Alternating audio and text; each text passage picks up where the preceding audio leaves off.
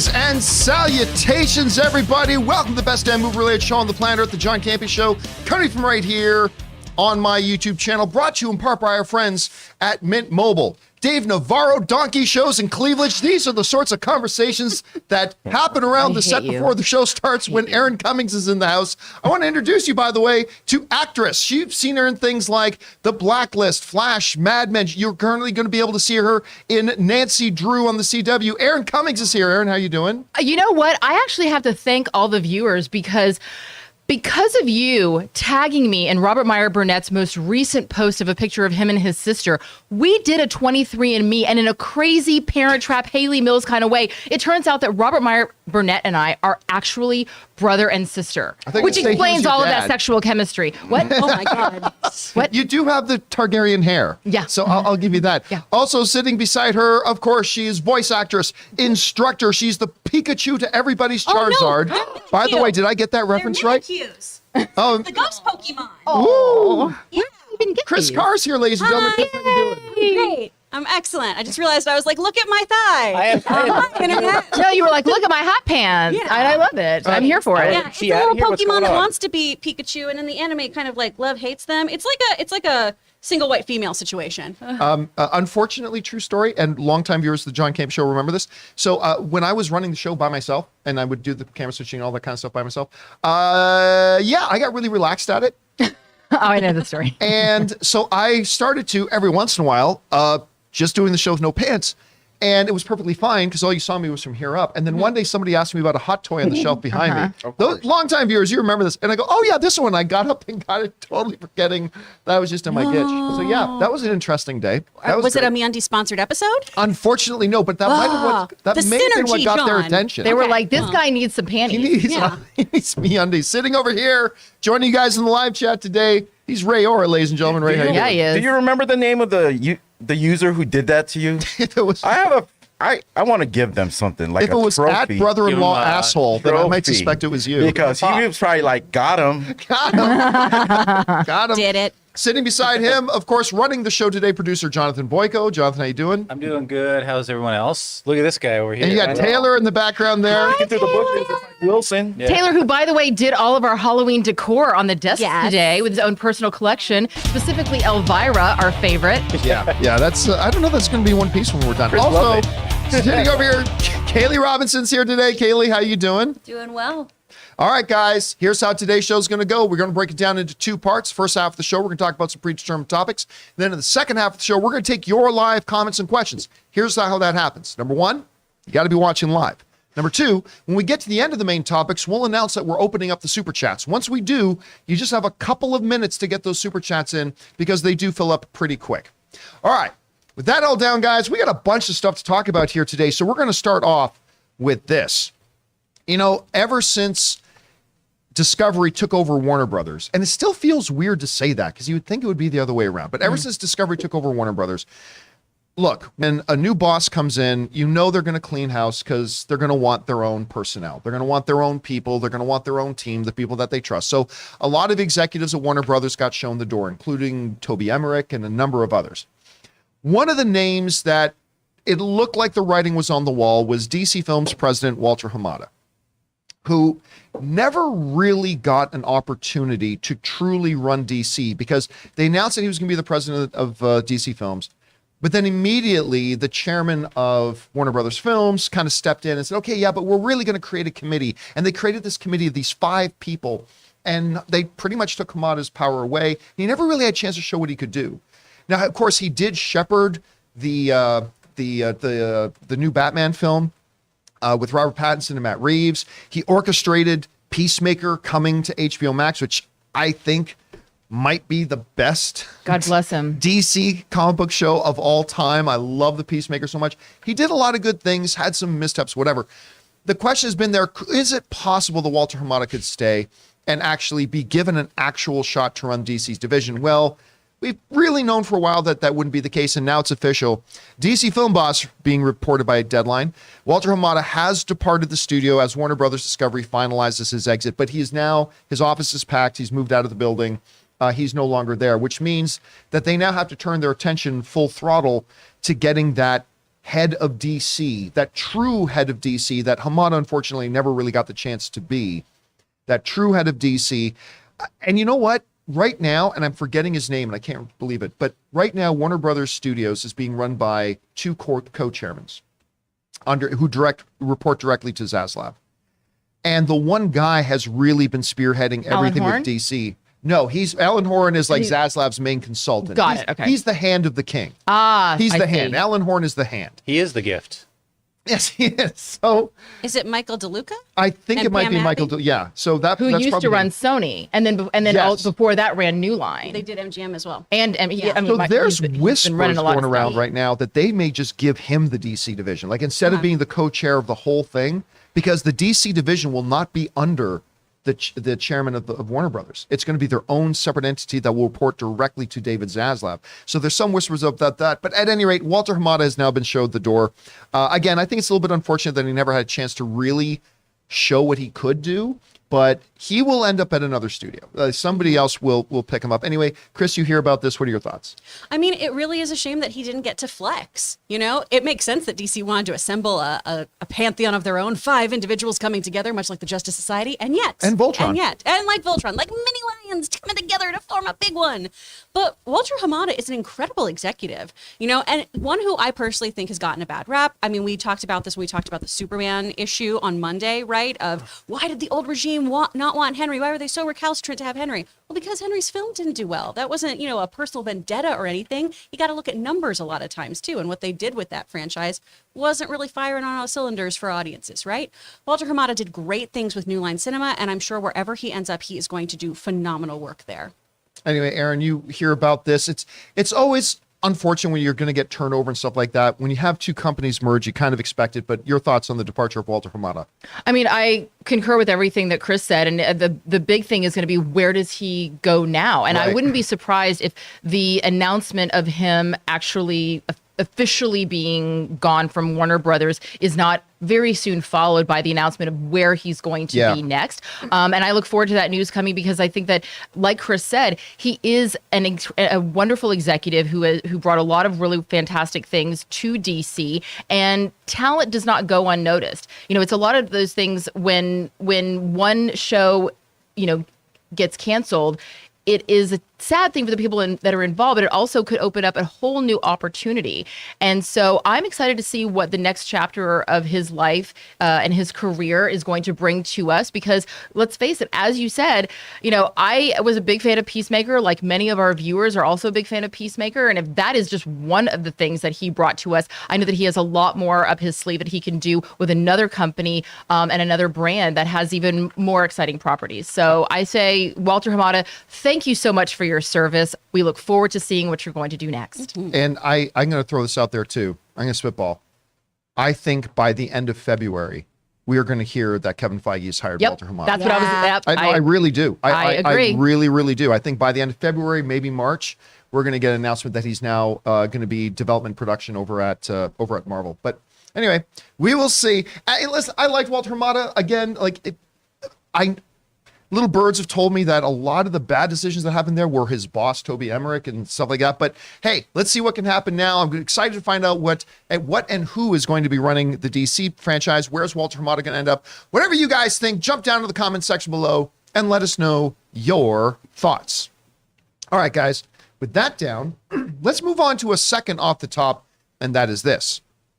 The best Star Wars show ever had its 7th episode last night. Andor. And it took me, I thought, man, this is almost as good as Mandalorian by the end of episode 4. By the end of episode 5, I'm like, no, this is as good as Mandalorian. Then by the end of episode 6, I'm like, no, this is better than the Mandalorian. I love the Mandalorian. Everybody knows I love the Mandalorian. But to me, I've said it before, I will say it 1,000 more times. Andor is Star Wars for grown-ups. It's Star Wars for grown-ups. Not that if you don't like it, that means you're not a grown-up. Not at all. But I'm saying that's who this is targeted at. It's not lasers and lightsabers. It's not targeted at kids in any way, shape, or form. This is adult drama, and I love it. And last night was my first chance to watch a new episode of Andor in a month, because I'd seen the first 6 episodes a long time ago. And oh my God, it's after the bonkers greatness of the Eye episode, which, by the way, how visually beautiful was that? But that whole episode with the Eye and the heist gets pulled off, and I'm a sucker for heist stuff. And then last night, the announcement. It was an announcement. That the political intrigue. Again, we're not going to go into deep spoilers. We will have an open spoiler discussion later today at probably, I think, 3:15 or 3:30 p.m. It's going to be our Andor after show. Make sure you guys come by and join us for that. But there's a scene in it that you see in the trailers where Mon Mothma is at a party talking to an old friend. And as long as they see me as an irritation, they won't see what I'm really doing. Well, what are you really doing? Like that scene was in one of the trailers. And now, Pup, that whole scene, I was on the edge of my seat as much as any like high explosion action sequences. I'm like, oh my God. Is she going to say it? Is she going to reveal it? Is she going to tip her hand? Is she going to blah, blah, blah. And then when you go back to Skarsgård in his shop and what's Andor doing now? And then I am loving everything that happens at the ISB, at the security bureau. I mean, all of this stuff just, and then the episode ends and I'm like, no, like that's how good this show has been. It just continues to elevate. It and House of the Dragon just week after week after week continue to, and she's becoming one of my favorite characters. Oh yeah. And I know next to nothing about her. And she's like one of my favorite, Deidre, I think her name is, but one of my favorite characters in the show. Absolutely love her. Anyway, Chris, you had a chance to see Andor episode 7. What did you think? I did. For the most part, I really enjoyed this episode, but I did find myself kind of drifting in focus when it was about Andor. When it was about Cassian. All the other players in this, I was fascinated by, but those moments where we cut to him, it was no, I want to go back to this other stuff. I don't really care about this right now. So I'm hoping we kind of get back to where we need to on that story, and it looks like we will. Really fun, oh, hey, that guy moment in this episode, too. Well, kind of, sort of. And I that Mon Mothma dinner scene. Woo. Oh, so good. Because that's what I've been wanting, right? That's what I was worried we skipped. Hey, we were talking about this dinner, and then we've never seen it. What's happening here? That scene was fantastic. It is so well executed. It is so tense. All the stuff that happens within the ISB and the the Empire's actual next steps. It's the fallout of what happened in episode 6. Exactly. All of episode 7 is the fallout of what happened in episode and it's 6. So intriguing to see it not only from the Empire's perspective, but from other people within the Empire not agreeing with how things should be conducted. It's really, really just a wonderful political look at this episode. So again, all of that stuff really, really dug. I just wish I was more interested in Cassian in this one. But hey, I think Cassian, because I agree with you, the least interesting parts of this episode was the stuff with Caspian. But I think everything that was happening with Andor is going to end up being vital. For sure. You know what I mean? Like the certain conversations he had with two individuals. It's like, okay, that I think is going to be really important down the line. But you're right. Those were the slowest parts of the episode. This is one of the things I was talking to Ray about off camera too. This is what sometimes frustrates me about after shows of, well, I don't want to have a super hard opinion about something that I think is going to be revealed to me. Paid off a little bit later. And so I try not to be polarizing. So I'm giving it its time. All right. Anyway, Aaron, do you have a chance to see the new episode of Andor? I did. What did you think? And yes, you are correct, sir, that a series that opens in a brothel is definitely saying, hey, put your kids to bed because this is only for the grown-ups. Wait, what? I didn't see one donkey in that episode. I don't know what you're talking about. You try to be open-minded and cultured, and you just get skewered for it.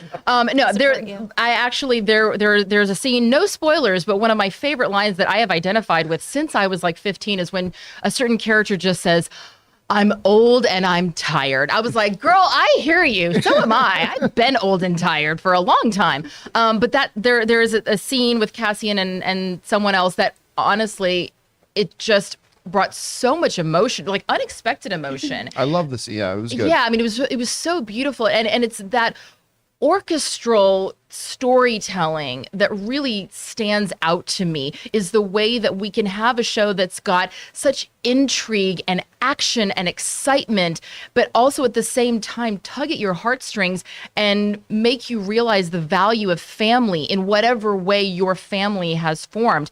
But I want to give a really quick and special shout out to whoever is doing the costuming of this show. Oh, yeah. It is so beautiful. Mon Mothma, every time she is on the screen, she's got a new beautiful outfit. Her color palette is stunning, and it's essentially like beige, but it's this off-white color that is so beautiful every time you see it. Yeah.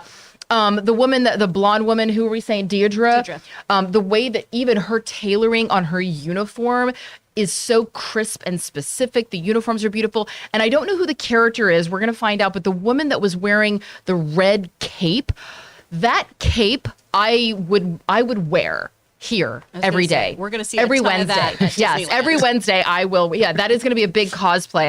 I'm predicting. So kudos to the costume and wardrobe department of this show. They are really showing each character just in the way that they are dressed, and that's a big thing for them to be able to do. All right, guys, question is for you. Did you have a chance to see episode 7 of Andor? And once again, don't forget, a little bit later today at around 3 to 3:30 p.m. Los Angeles time, we will be doing our Andor open spoiler after show. We hope you guys will come back and join us for that. All right, guys, with that down, we're going to take a second here and thank one of the sponsors of today's video. I go to them all the time. I love their stuff. Some I've watched 8 or 9 times already. The Bob Iger one, a whole hell of a lot. Our friends at MasterClass.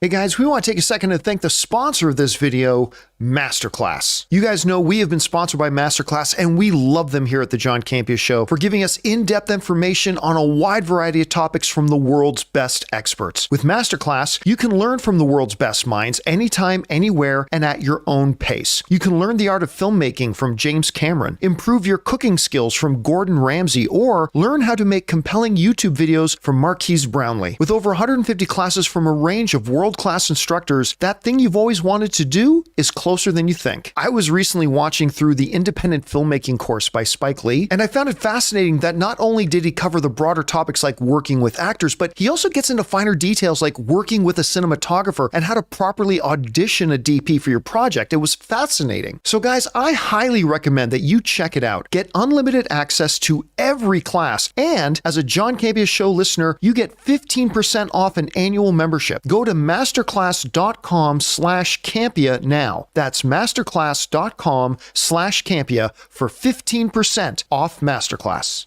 And thank you to our friends at MasterClass for sponsoring this episode of the John Campea Show. Remember, guys, when you support our sponsors, you're actually supporting us. So go down to the description of this video, and right near the top, you'll see the links for all of our sponsors and their promo codes. And once again, thank you to MasterClass. All right, with that down, Kaylee, what do we got next? Next up is our Mint Mobile hotline question of the day. Feel free to call in if you want to let your voice be heard on the show. Number is 951-268-4259. And our first question today comes from Rob, and he's asking about Marvel recasting inconsistencies. My name is Rob. Hey, Johnny Crew. Love the show and tune in every day. With the recent casting and addition of Harrison Ford coming to the MCU as the new Thunderbolt Ross, this happened due to the passing of William Hurt. My question is, why would they replace the character of Thunderbolt Ross with another actor, but not replace T'Challa with another actor? I believe that both of the characters serve a purpose in the MCU, but I believe T'Challa is a more important character who deserves to be in the MCU, and with the passing of the great Chadwick Boseman, I believe another actor could pick up the mantle of Black Panther and honor him and his legacy in the right way. Just my thoughts. Have a great day. All right, Rob, thanks a lot for sending that in. And, you know, this has come up a lot recently because ever since the passing of Chadwick Boseman, quietly the discussion, the debate began. What should Marvel do now that Chadwick Boseman passed away? And after a little bit of time passed after his passing, then people started being more vocal about some people very strongly believing they should not recast him. A lot of people feeling very strongly that they should recast him. I'm one of those. I believe they should have recast T'Challa. That's the camp I'm in. But again, at the same time, I also respect their reasoning for not and all that kind of good stuff. But it's really been re-sparked recently with the incredible news that Harrison Ford is now going to be playing General Thunderbolt Ross. Now, obviously, we all wish that the great Academy Award winner William Hurt was still here to do it, obviously, but he's not. And so how do you move forward? And I think they went on, I'm not going to say the perfect choice to play Thunderbolt Ross, but pretty close. They got a really good choice. But it has again re-sparked that conversation of, well, wait a minute, time out. A lot of people are going, whoa. You just said you couldn't recast one of your actors who had died in T'Challa. Why is it okay to recast General Thunderbolt Ross, but not recast T'Challa? Are you saying that Thunderbolt Ross is a more important character? So it brought up that discussion. Here's my perception of it and why I believe they can recast Thunderbolt Ross, but not T'Challa. They are not the same situation. I mean, yes, on its surface, Both are characters in the MCU. Both had the actors who were playing those characters pass away. But there the similarities end. With General Thunderbolt Ross and William Hurt had a career that spanned my lifetime. And he won Oscars and had a lot of acclaim and all this kind of stuff. And when people look back at the career of William Hurt, they're probably not going to be talking about playing General Thunderbolt Ross. And when he was on the set of the movies, for any movie he was in, he was usually on set for 2 or 3 days, some even shorter. Like he was literally on set for Black Widow for 1 day. And, just had a certain role to play in the movie. With T'Challa and Chadwick Boseman, that was his movie. That's his character. And everything about those movies revolved around Chadwick. Everybody who worked on those movies worked with Chadwick every single day. And the world became accustomed to knowing him as T'Challa. So to try to compare the situation of Thunderbolt Ross with the situation with T'Challa, it's comparing apples to spaceships. They're really completely different scenarios. And I would suggest that had the MCU had a Thunderbolt movie franchise that had 2 or 3 movies in it, and General Ross was the lead in all of them and all that kind of stuff, hey, listen, I don't know if they would have replaced him and recast him.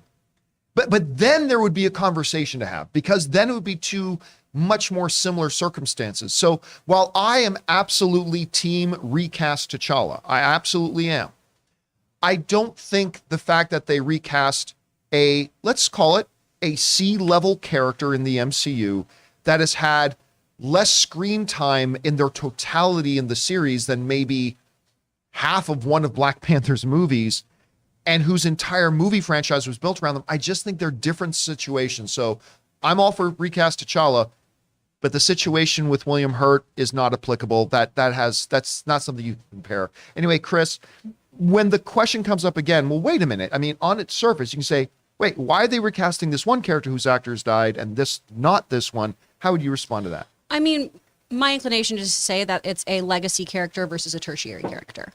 And while Thaddeus, Ross becomes Red Hulk, I think somebody else could also become Red Hulk. We don't necessarily have to have this even be Ross, right? This could be a different character altogether. And Chadwick Boseman, I've admitted on this show, I did not understand the recast T'Challa movement before, where it was, this seems very respectful. This is something that seems like, is really, really trying to pay tribute to Chadwick Boseman. And the more I've listened to this conversation, thanks to people who watch the show, E-Man Reviews in particular, oh my gosh, I've learned a lot about, why it's so important that T'Challa, that character, remains part of the MCU for people and for communities. So I completely understand now why people really want this character back in the universe, right? Whereas Thaddeus Ross, for me, is something, he's a older white general.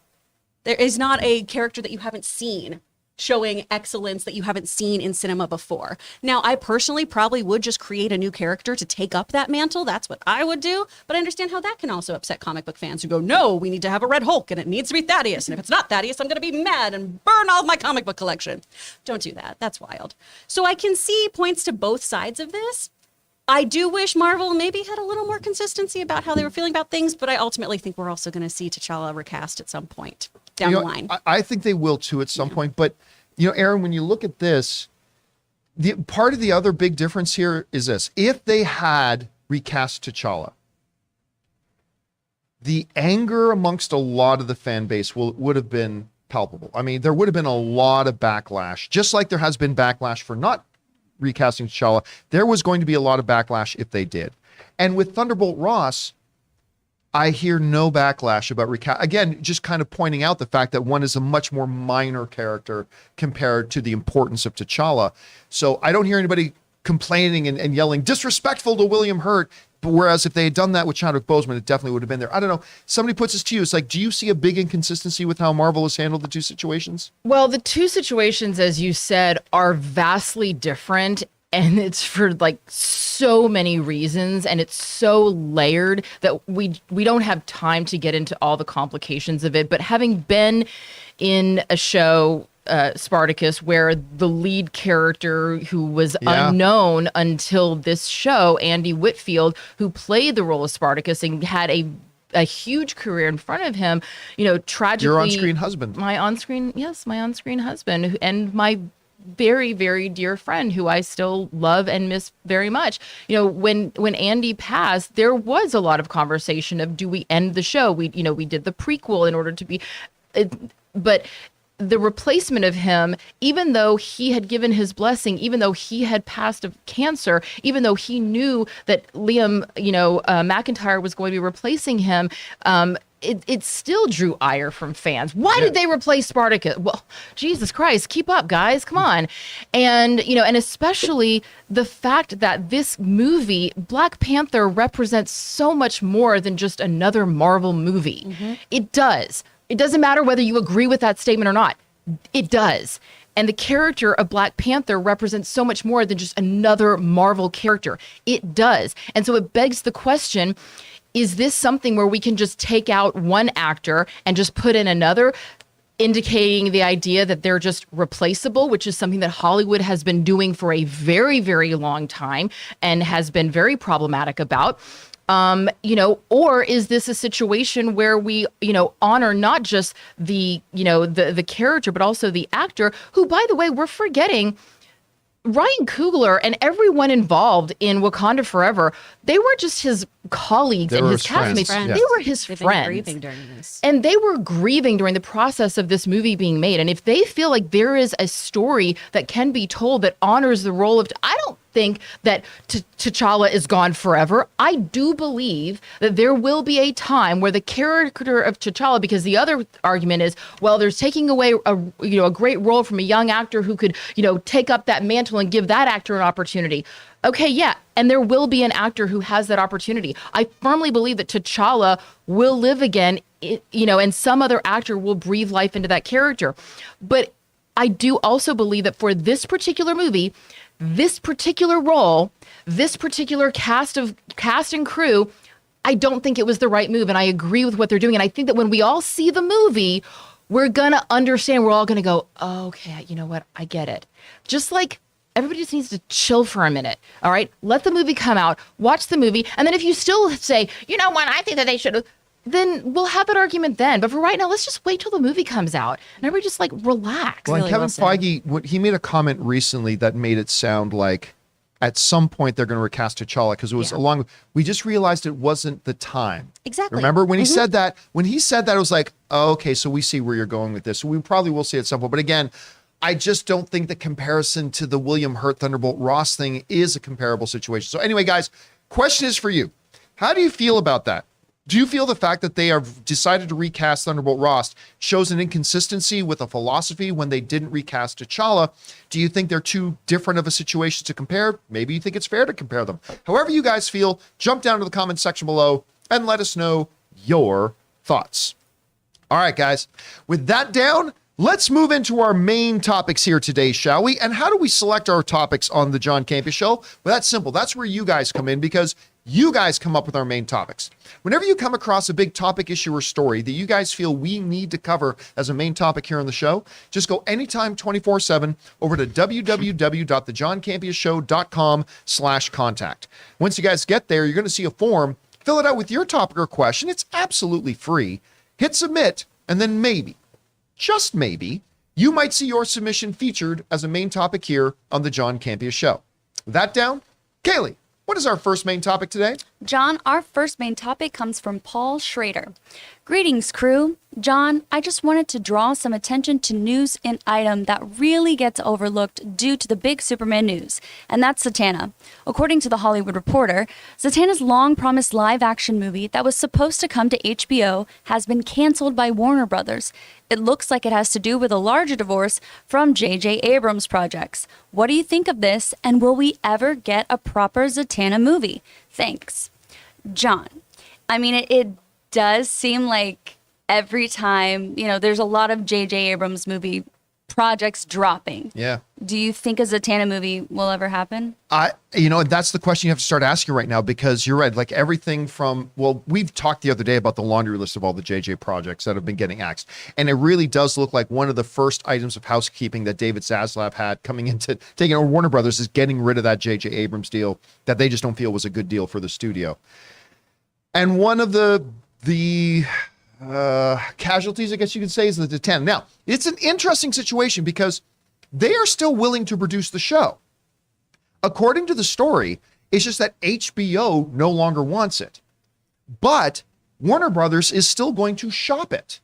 So there is a possibility here that we could see a Zatanna show on Amazon Prime or on Apple Plus or on Paramount Plus or on Crackle or on Hell yeah. Shudder or on whatever the service. It is possible that could still happen. The Hallmark Channel. The Hallmark Channel. Oh my God. There you go. A very Perfect. merry Zatanna Christmas. Very magical Zatanna Christmas. Where just when she thought she was going to be lonely forever, she meets a local school teacher.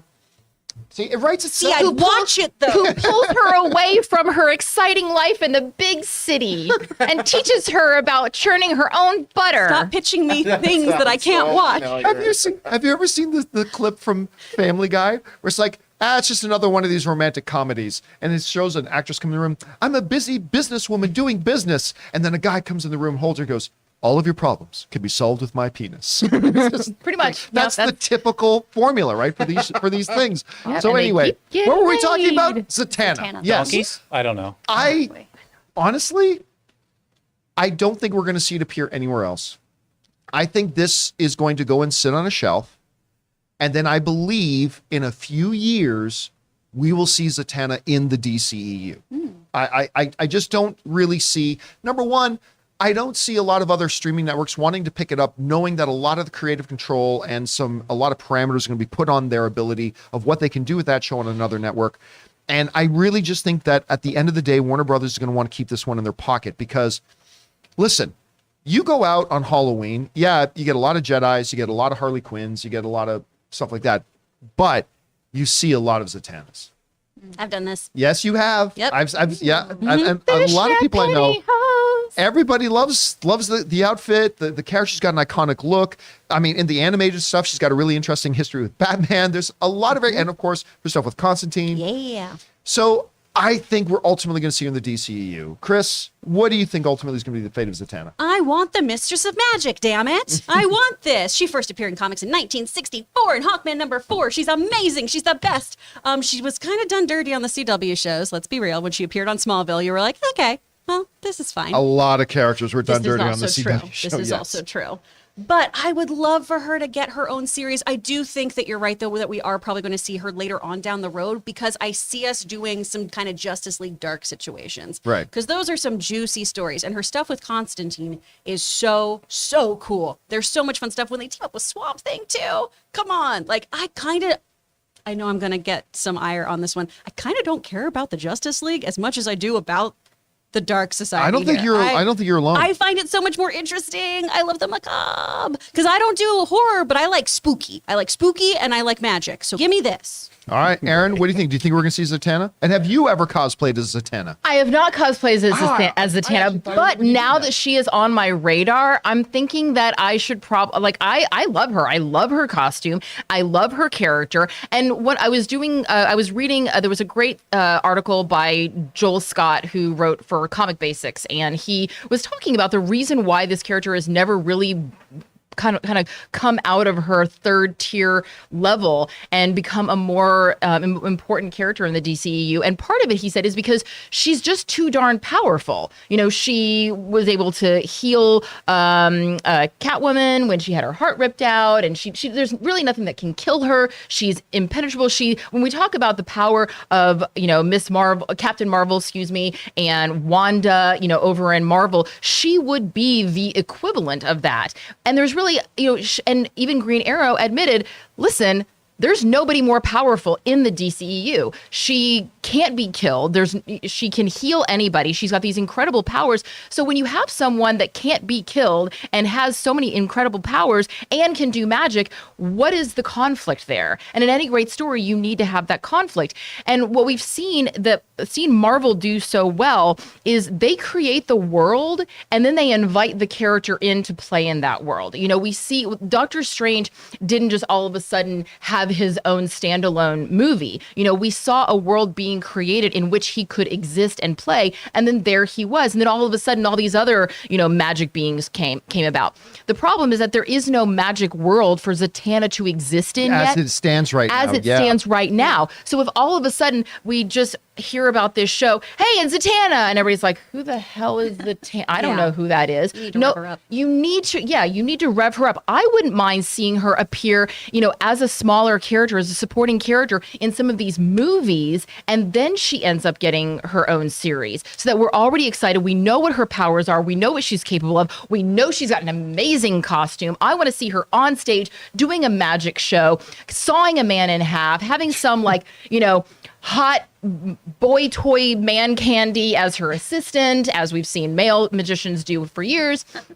Like, I want to see that happen. And then I'm going to go, oh, wow, I really want to watch this show. And then once we have that done, then the show, as written by, I'm blanking on the name, it was just on the screen, Perfect Woman, Emerald Farrell.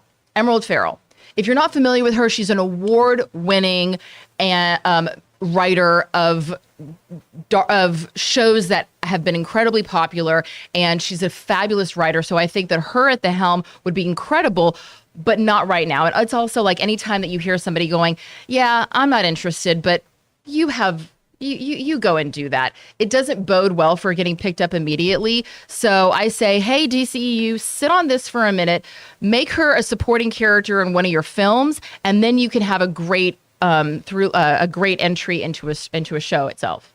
All right, guys, question is for you. What do you think about this? It's the latest domino to fall in JJ's deals over at Warner Brothers. Do you think we'll ultimately see Zatanna? Do you think maybe they will shop it around and we could see her on another network? Do you think they'll keep her on the shelf until they can utilize her properly? Whatever you guys think, jump down to the comment section below and let us know your thoughts.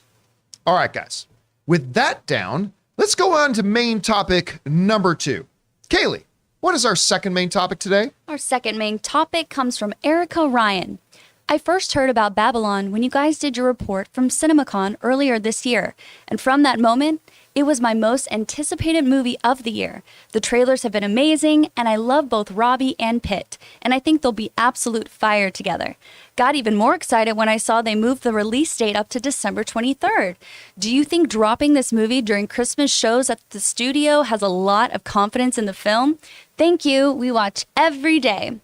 John, do you think that means that's a very good sign, right? Like moving up the date, December 23rd. What are your thoughts? It's an interesting move because you are now moving it full-fledged. Now, they were going to do a limited release in the calendar year anyway to make it Oscar eligible and then do its wider release in January.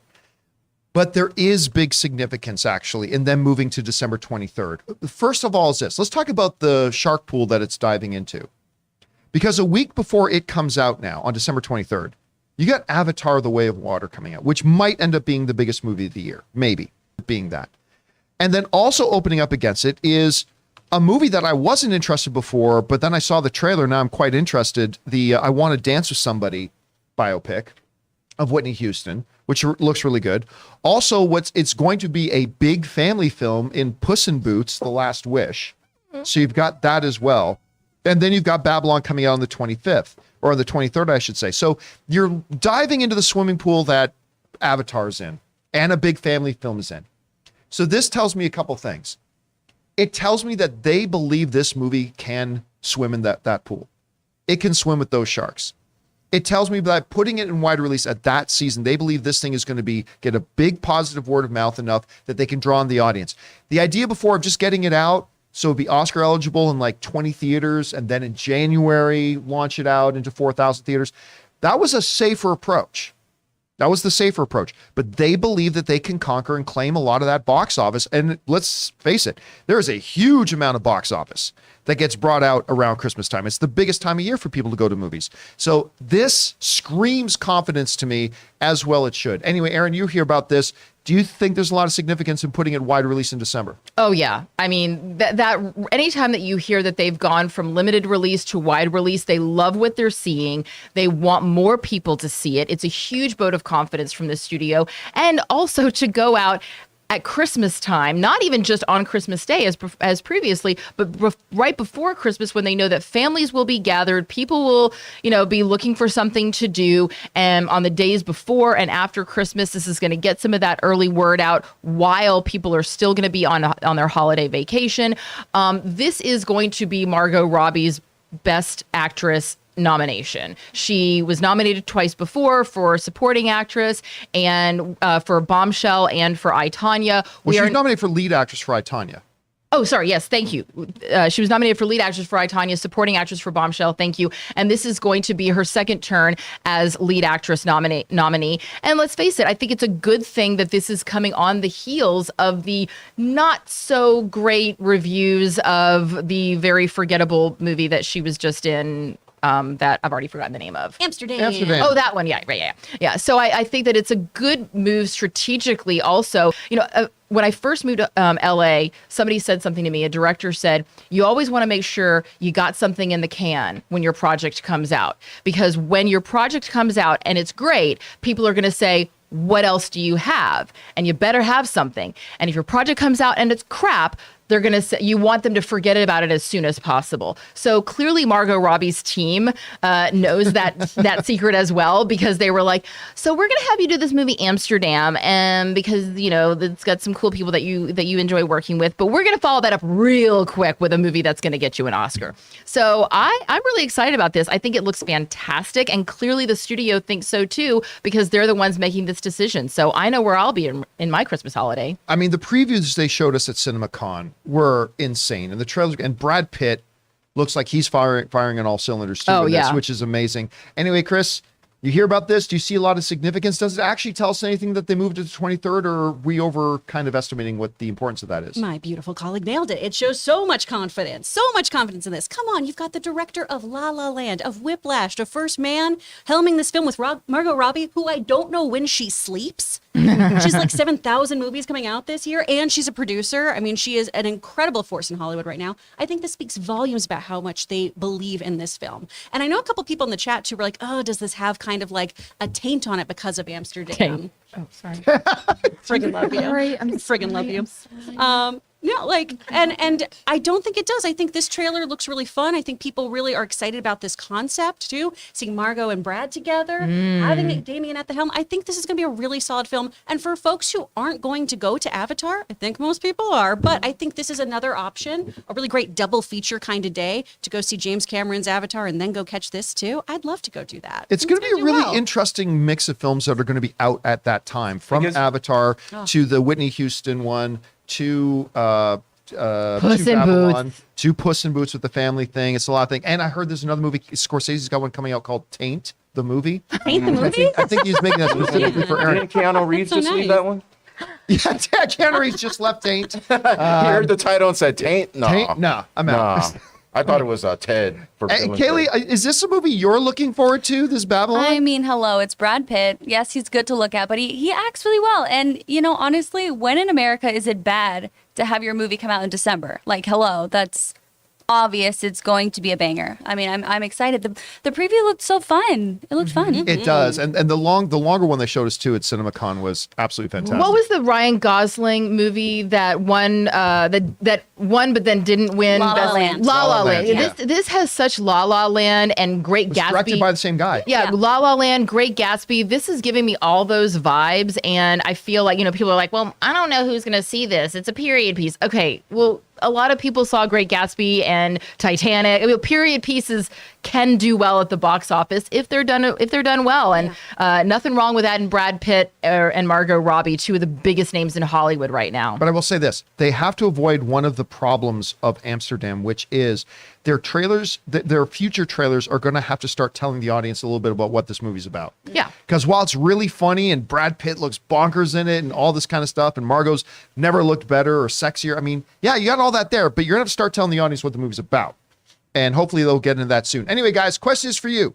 What do you think about this? Babylon is now moved to December 23rd for its wide release, competing against the likes of Puss in Boots, Avatar, things like that. Does that show confidence? Maybe you don't think so. Whatever you guys think, jump down to the comment section below and let us know your thoughts.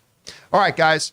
With that down, we want to thank another one of the sponsors of our show today, the folks over at DraftKings. Hey guys, we want to take a second and thank a sponsor of today's video, DraftKings. NBA fans, the wait is over. Basketball is back, so tip off the new season with DraftKings Sportsbook, an official sports betting partner of the NBA. New customers can make any $5 NBA moneyline bet and get $200 in free bets if your team wins. So check this out. In addition to the usual bets, everyone can boost up their winnings up to 100% with DraftKings stepped-up same-game parlays. Just go to the DraftKings Sportsbook app, opt in, and place a stepped-up same-game parlay today. With payouts bigger than ever, DraftKings Sportsbook is where you need to go to bet on the NBA. So download the DraftKings Sportsbook app now. Use the promo code Campea, that's C-A-M-P-E-A. Make any $5 bet this week and get $200 in free bets if your team wins. Only at DraftKings Sportsbook with promo code Campea. Minimum age and eligibility restrictions apply. See the show notes for details. And thank you to our friends at DraftKings for sponsoring this episode of the John Campea Show. Okay, guys, with that down, let's get into main topic number 3. Kaylee, what is our third main topic today? Our third main topic comes from Martin DeJong. Hey, John, saw on the newswire today that your fellow good Canadian kid, Simu Liu, just signed up to star in his own adventure series on Amazon Prime called 7 Wonders. I don't know much about it, but apparently it's being directed by Justin Lin, so you know the action is going to be great. What do you think of this? And do you worry this could interfere with Simu doing Shang-Chi 2? Thanks, and bring on the filthy. All right, thanks a lot for writing that in, man. And yeah, listen, I love Simu Liu. I mean, not only because he was in one of the best comedies I've seen on television for a long, long, long time with Kim's Convenience, but then he's a good Canadian kid. Suddenly, out of nowhere, got introduced as Shang-Chi, which, I mean, everyone's like, who is this kid? I'm like, you haven't watched Kim's Convenience.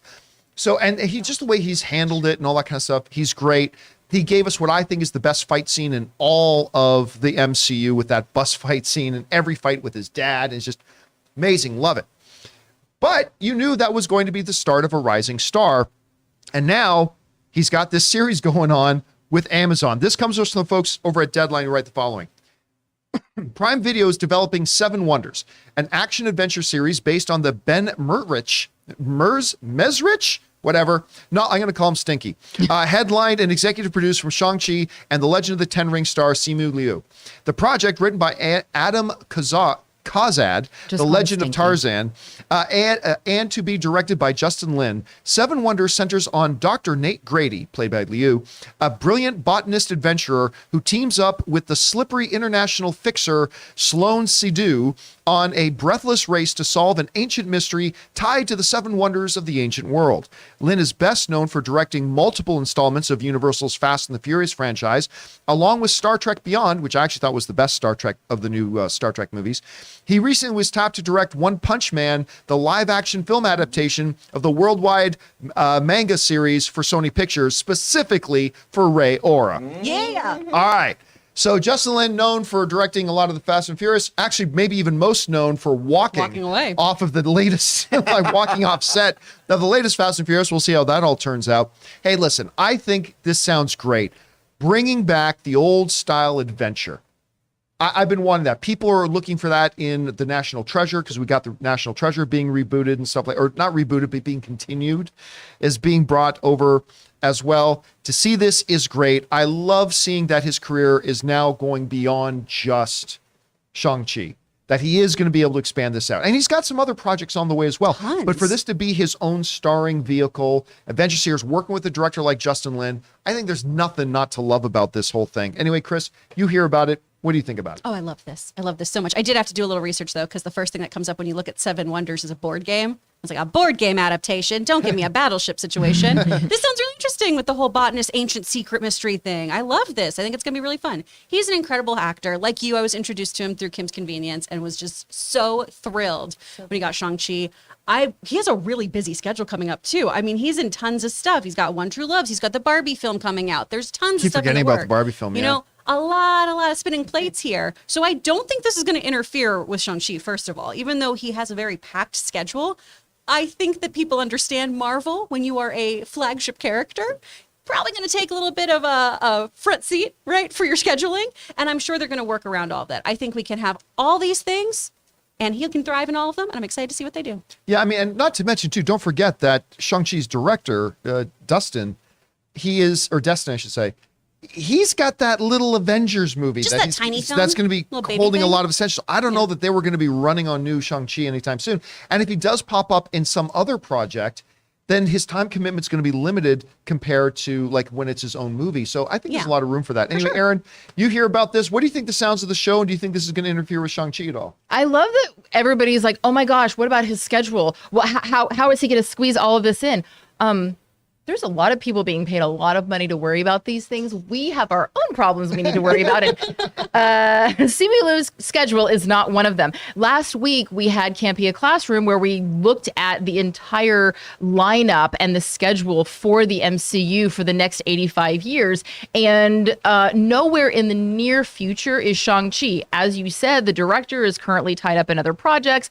At this moment, the Shang-Chi sequel is currently untitled. We don't have a release date. We don't have a filming date. We don't even have anyone in the cast except for Simu Liu. And so there's really nothing that we need to be talking about in the world of Shang-Chi. And let's face it, I know that everybody thinks that if an actor is in a really big movie, that they're super famous, that means that they have an unlimited amount of money coming into them at all times and they never need to worry about it. But the thing about it is, if you are an actor, a lot of your money goes away before it's even come to you. This is true. And so actors have to constantly be generating more and more and more work, which means that as soon as one project ends, you got to go right into another project because, and I know already people are like, oh my God, eye roll, he's got enough money.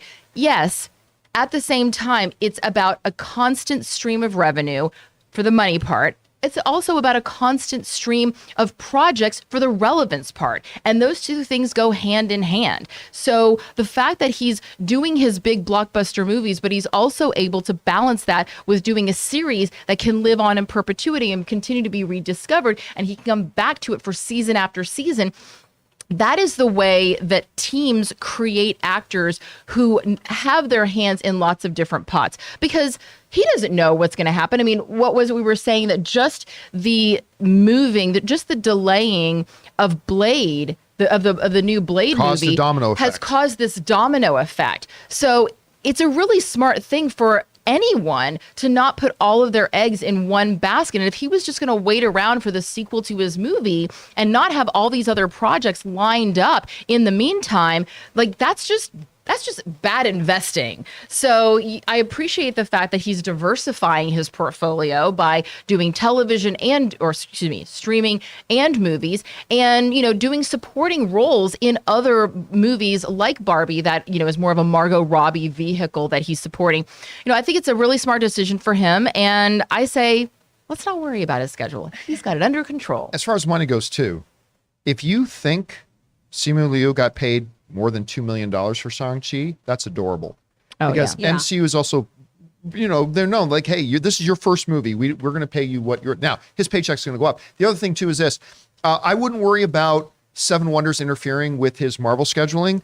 I guarantee you they're doing Seven Marvels or Seven Wonders because they consulted with Marvel. They knew when he's not doing anything. So they probably worked it around his Marvel shooting schedule anyway. So I don't think it's going to interfere. Anyway, guys, question is for you. What do you think about this? I think this sounds like a lot of fun. I love the actor. I love the director. It's an adventure kind of thing, a little bit of an Indiana Jones kind of feel to it. We've been needing more of that kind of stuff, I think. Whatever you guys think, jump down to the comment section below and let us know your thoughts. All right, guys. With that down, let's move on to main topic number 4. Kaylee, what is our 4th main topic today? John, our main topic comes from Michael Johnson. Yesterday, the first reviews for Black Adam came, and they're not the kind of reviews that suggest a new hierarchy of power. As of the writing of this email, the film holds a 54%, with 5.4 out of 10 average rating from 61 reviews. Just how much is Warner Brothers hoping those underwhelming trailers didn't turn too many people off now that these reviews aren't going to encourage people who were on the fence on whether they wanted to see this film? Thanks for taking my question. I mean, John, it's I don't think this is the reviews that Warner Brothers was hoping for. What are your thoughts? No, they're not. They're not. And it's funny because when the first reactions came out prior to the reviews, because the reviews are out now, but when the first reactions came out, they were, we love Dwayne The Rock Johnson. It's fun. Story's a little weak. Pretty forgettable villain, but, we liked it. And so we're like, okay, I mean, that's really all I needed to hear. And now that the full reviews are out, that's the sentiment that we're getting. And it's kind of hovering around where you might have thought hearing those initial reactions. As of right now, Black Adam is holding at 55%, which means that the majority of, it's a small majority, but the majority of critics like the movie, right? 55, more than 1 out of every 1 is liking the movie. I mean, that's wrong ratios. 1 out of every 1, more than 1 out of every 2 is saying 1 out of every 1 is 100%. So 1 out of every 2, more than 1 out of every 2 is saying like it. Okay, so that's kind of round. And the criticisms we're hearing are pretty universal. Like, it's fun. Dwayne Johnson's amazing in it. Pierce Brosnan's amazing in it. We're hearing that. But the story could have used a lot of work. Was Warner Brothers hoping for better than this? Absolutely. As a matter of fact, this makes it, as of right now, at any rate, because as of this moment, the last I checked, it's holding at 55%. That makes it the 4th worst critically rated DCE movie right now. Let's jump over to the Campea classroom here for a second. When we've got this. All right. So as we look at the chart of what's going on here with Black Adam and the DCU and how these ratings have all kind of compared up against each other, this is what we got. Peacemaker is their number 1 rated thing. All glory, hallelujah, as well it should be, with a 94%. Wonder Woman is their next best one with 93%. Shazam with 90. Love that movie. The Suicide Squad at 90%. Not to be confused with Suicide Squad. This is James Gunn's Suicide Squad with a 90%. Birds of Prey, which should say 19%, but it's 79%. Zack Snyder's Justice League, being reviewed as a separate thing, that comes in next with 71%. Aquaman at 65%. Wonder Woman 1984, significantly lower than the first one at 58%. Man of Steel, which should be 100%, but it's 56%. Black Adam then comes in there at 55%. The theatrical version of Justice League at 39%. Batman versus Superman at 29%. And then the original Suicide Squad at 26%. So this does put Black Adam down in the bottom half of the reviews. Did they want better than this? Absolutely. Is it going to stop this movie from having $120 million plus opening weekend? No. The question will be, what is the word of mouth that comes out? Is the audience that's going to come out, are they going to be hit more with the fun of the movie? Or are they going to get hit more with the bad story of the movie? What is going to make the bigger impression on the audience when they go? Because you never know. Until the audience goes, you just don't know. I don't know whether I'm going to be hit more with the rockisms and the fun of it, or am I going to be hit more with the poor story of it? I mean, I just don't know. And by the way, I'm saying poor story like that's a fact. I haven't seen the movie yet. I'm seeing it tomorrow. So there's that. But no matter which way you cut it, it's not the reviews they were hoping to see.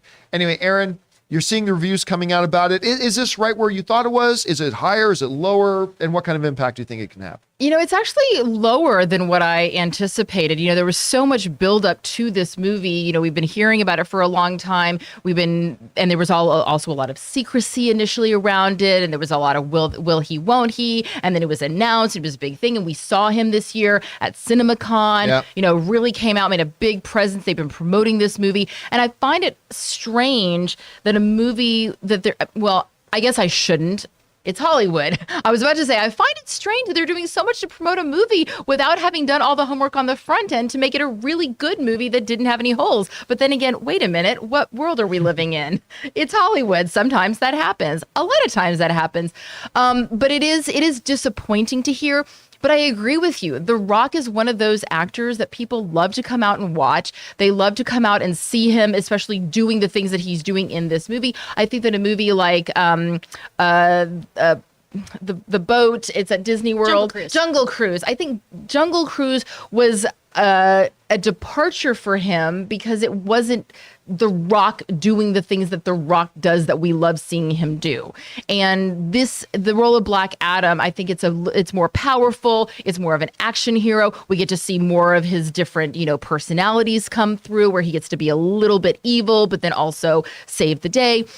I think this is going to be a really fun movie that people enjoy seeing if they're fans of The Rock. I just don't know if it's going to do the thing that they want it to do, which is to bring in people outside of his fan base. But then again, he's got a pretty significant fan base. So I think that as far as numbers go, it could go either way. I'm not as confident as you are given these reviews, but at the same time, I do understand where you're coming from with that.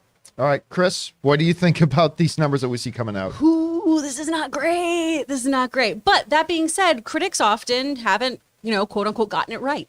We've seen films that have been far more rigorously reviewed with bombings, right? Like some really, really low numbers do really well at the box office. And a lot of times too, we'll call a spade. Sometimes as fans, we just get so hyped when we're in the theater with our fellow comic book geeks and we're like, yeah, this is great. I love this communal experience. Take all my money. I'm going to see this movie 3 times. If it's fun, we come back, right? Sometimes we give a little forgiveness on story and things like that. That being said, to Aaron's point, the level of hype around this movie, the whole, the power balance is going to forever change in the DCU. This is shaking everything up. Mm-hmm. This is the thing. That is a very high expectation to have set. And I understand, Dwayne Johnson, he's a wrestler. He comes from wrestling. He's a fantastic actor, but you got to hype the crowd. You got to tell them how they need to feel, right? And I think we oversold a little bit here. I think we went a little too far on how this was going to be a shattering, life-changing film, at least within the confines of the DCEU. I'm hoping I go in and have fun. I'm still definitely going to see this. I'm so excited about seeing Dr. Fate. I mean, come on, Pierce Brosnan is Dr. Fate. That's I got to think that's going to be awesome. He looks so cool. But from the trailers that we've seen, I haven't been blown away by any of that. I've thought that this looks like, a typical superhero film. And I'm hoping that I go in and that, it exceeds my expectations. I'm just, Ray, where's your anticipation level? Is this one you're excited to see or not excited to see? Where are you at on this? All I'm thinking about right now is the fans who won those Black Adam Funko Pops. There's no returns on those, please. Don't try to send them back. Hey, the signatures are worth the take the autographs. You know what?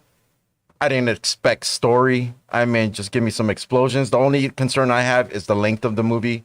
I thought you can only do that so much where even I'll fall asleep after a while. Yeah, it's not a 2.5 hour movie. I think it's right around the 2 hour mark, I think. So it's not tremendously long. Just give me that and I'm fine. I mean, the story comes last to me when it comes to movies. What comes first, the Ray? Aura, School of Cinema. Duration? And then, so if I said, hey, there's this movie and it has a terrible storyline, but it's only 60 minutes long. Look, I'll forever say one of the best movies of the year was that Michael Bay... Ambulance? No. Michael Bay, the Ninja Turtles, the first one. Oh, I did like that movie. It was an hour and 40 minutes. Okay, I was going to say that one's more fun than people give credit for. And no, that first one is actually, It's a fun time. that first one I will always go back to that one because it ended so quickly and I was like, I got everything I wanted. I got everything I wanted. Now you're just describing your sex life. So what's that? Allegedly. Tell me about that one day. All right, guys, question is for you. What do you think about this? I mean, listen, I don't think any of us were expecting Shakespeare out of Dwayne "The Rock" Johnson, Black Adam, but, the critics love a lot of comic book movies. They've loved, again, when we look at the Campea Classroom, they love a lot of DC movies. You're talking about Shazam at 90, Wonder Woman at 93, Peacemaker at 94, Suicide Squad at 90. I mean, the critics can love this stuff, but they're not really digging this one. At least, the majority of critics seem to like it, so I don't know. We'll see. What are you guys expecting out of this movie? Whatever your thoughts are, jump down to the comment section below and let us know your thoughts. Okay, guys, with that down, let's get into our fifth and final main topic here today, shall we? Kaylee, what is our fifth main topic today? Fifth main topic from Christian Hannah. Hey, John and crew. Throughout the online reports that Sasha Baron Cohen might be playing Mephisto, Deadline has confirmed that their sources say Sasha Baron Cohen is possibly playing Mephisto in Ironheart. I know you are skeptical, but Cohen has done dramatic work before, like his Oscar-nominated performance in The Trial of the Chicago 7. So, he may not be his typical goofball self. What are your thoughts? What are you thinking, John? Do you think Sasha will play Mephisto? I still don't. I still don't. Really? Now, again, but let me preface this the way I've always prefaced that.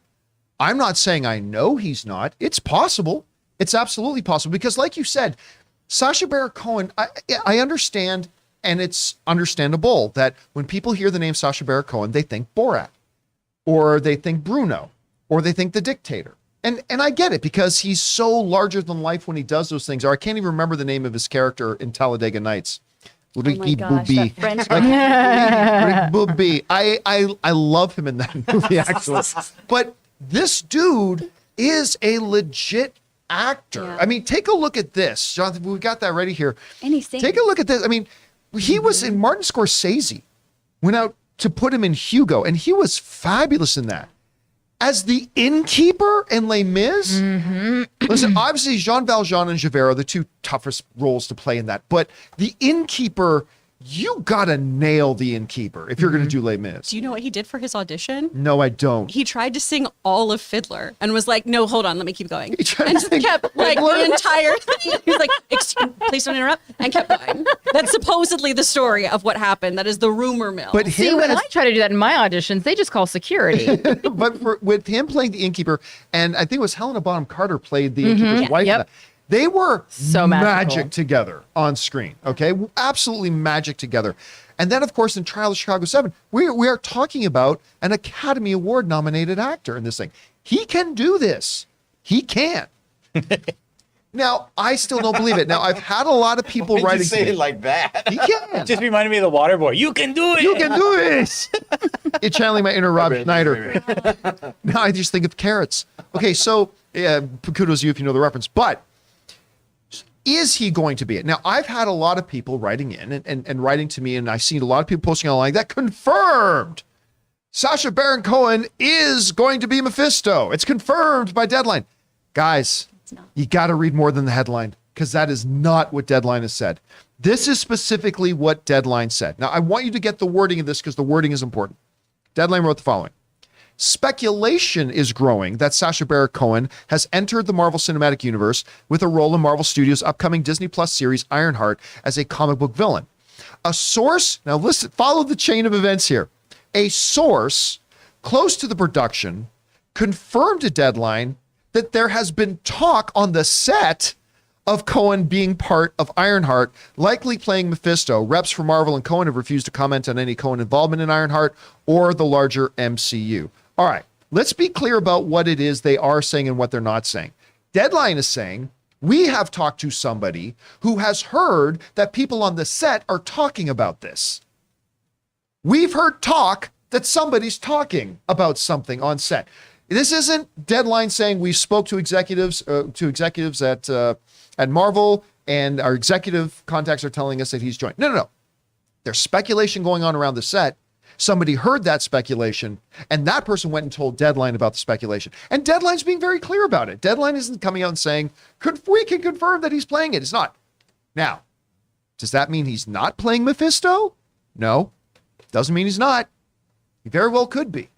And guess what? I always say I don't do X actor and X role things. I just care about if the actor you're choosing is a good actor or not. That's all I care about.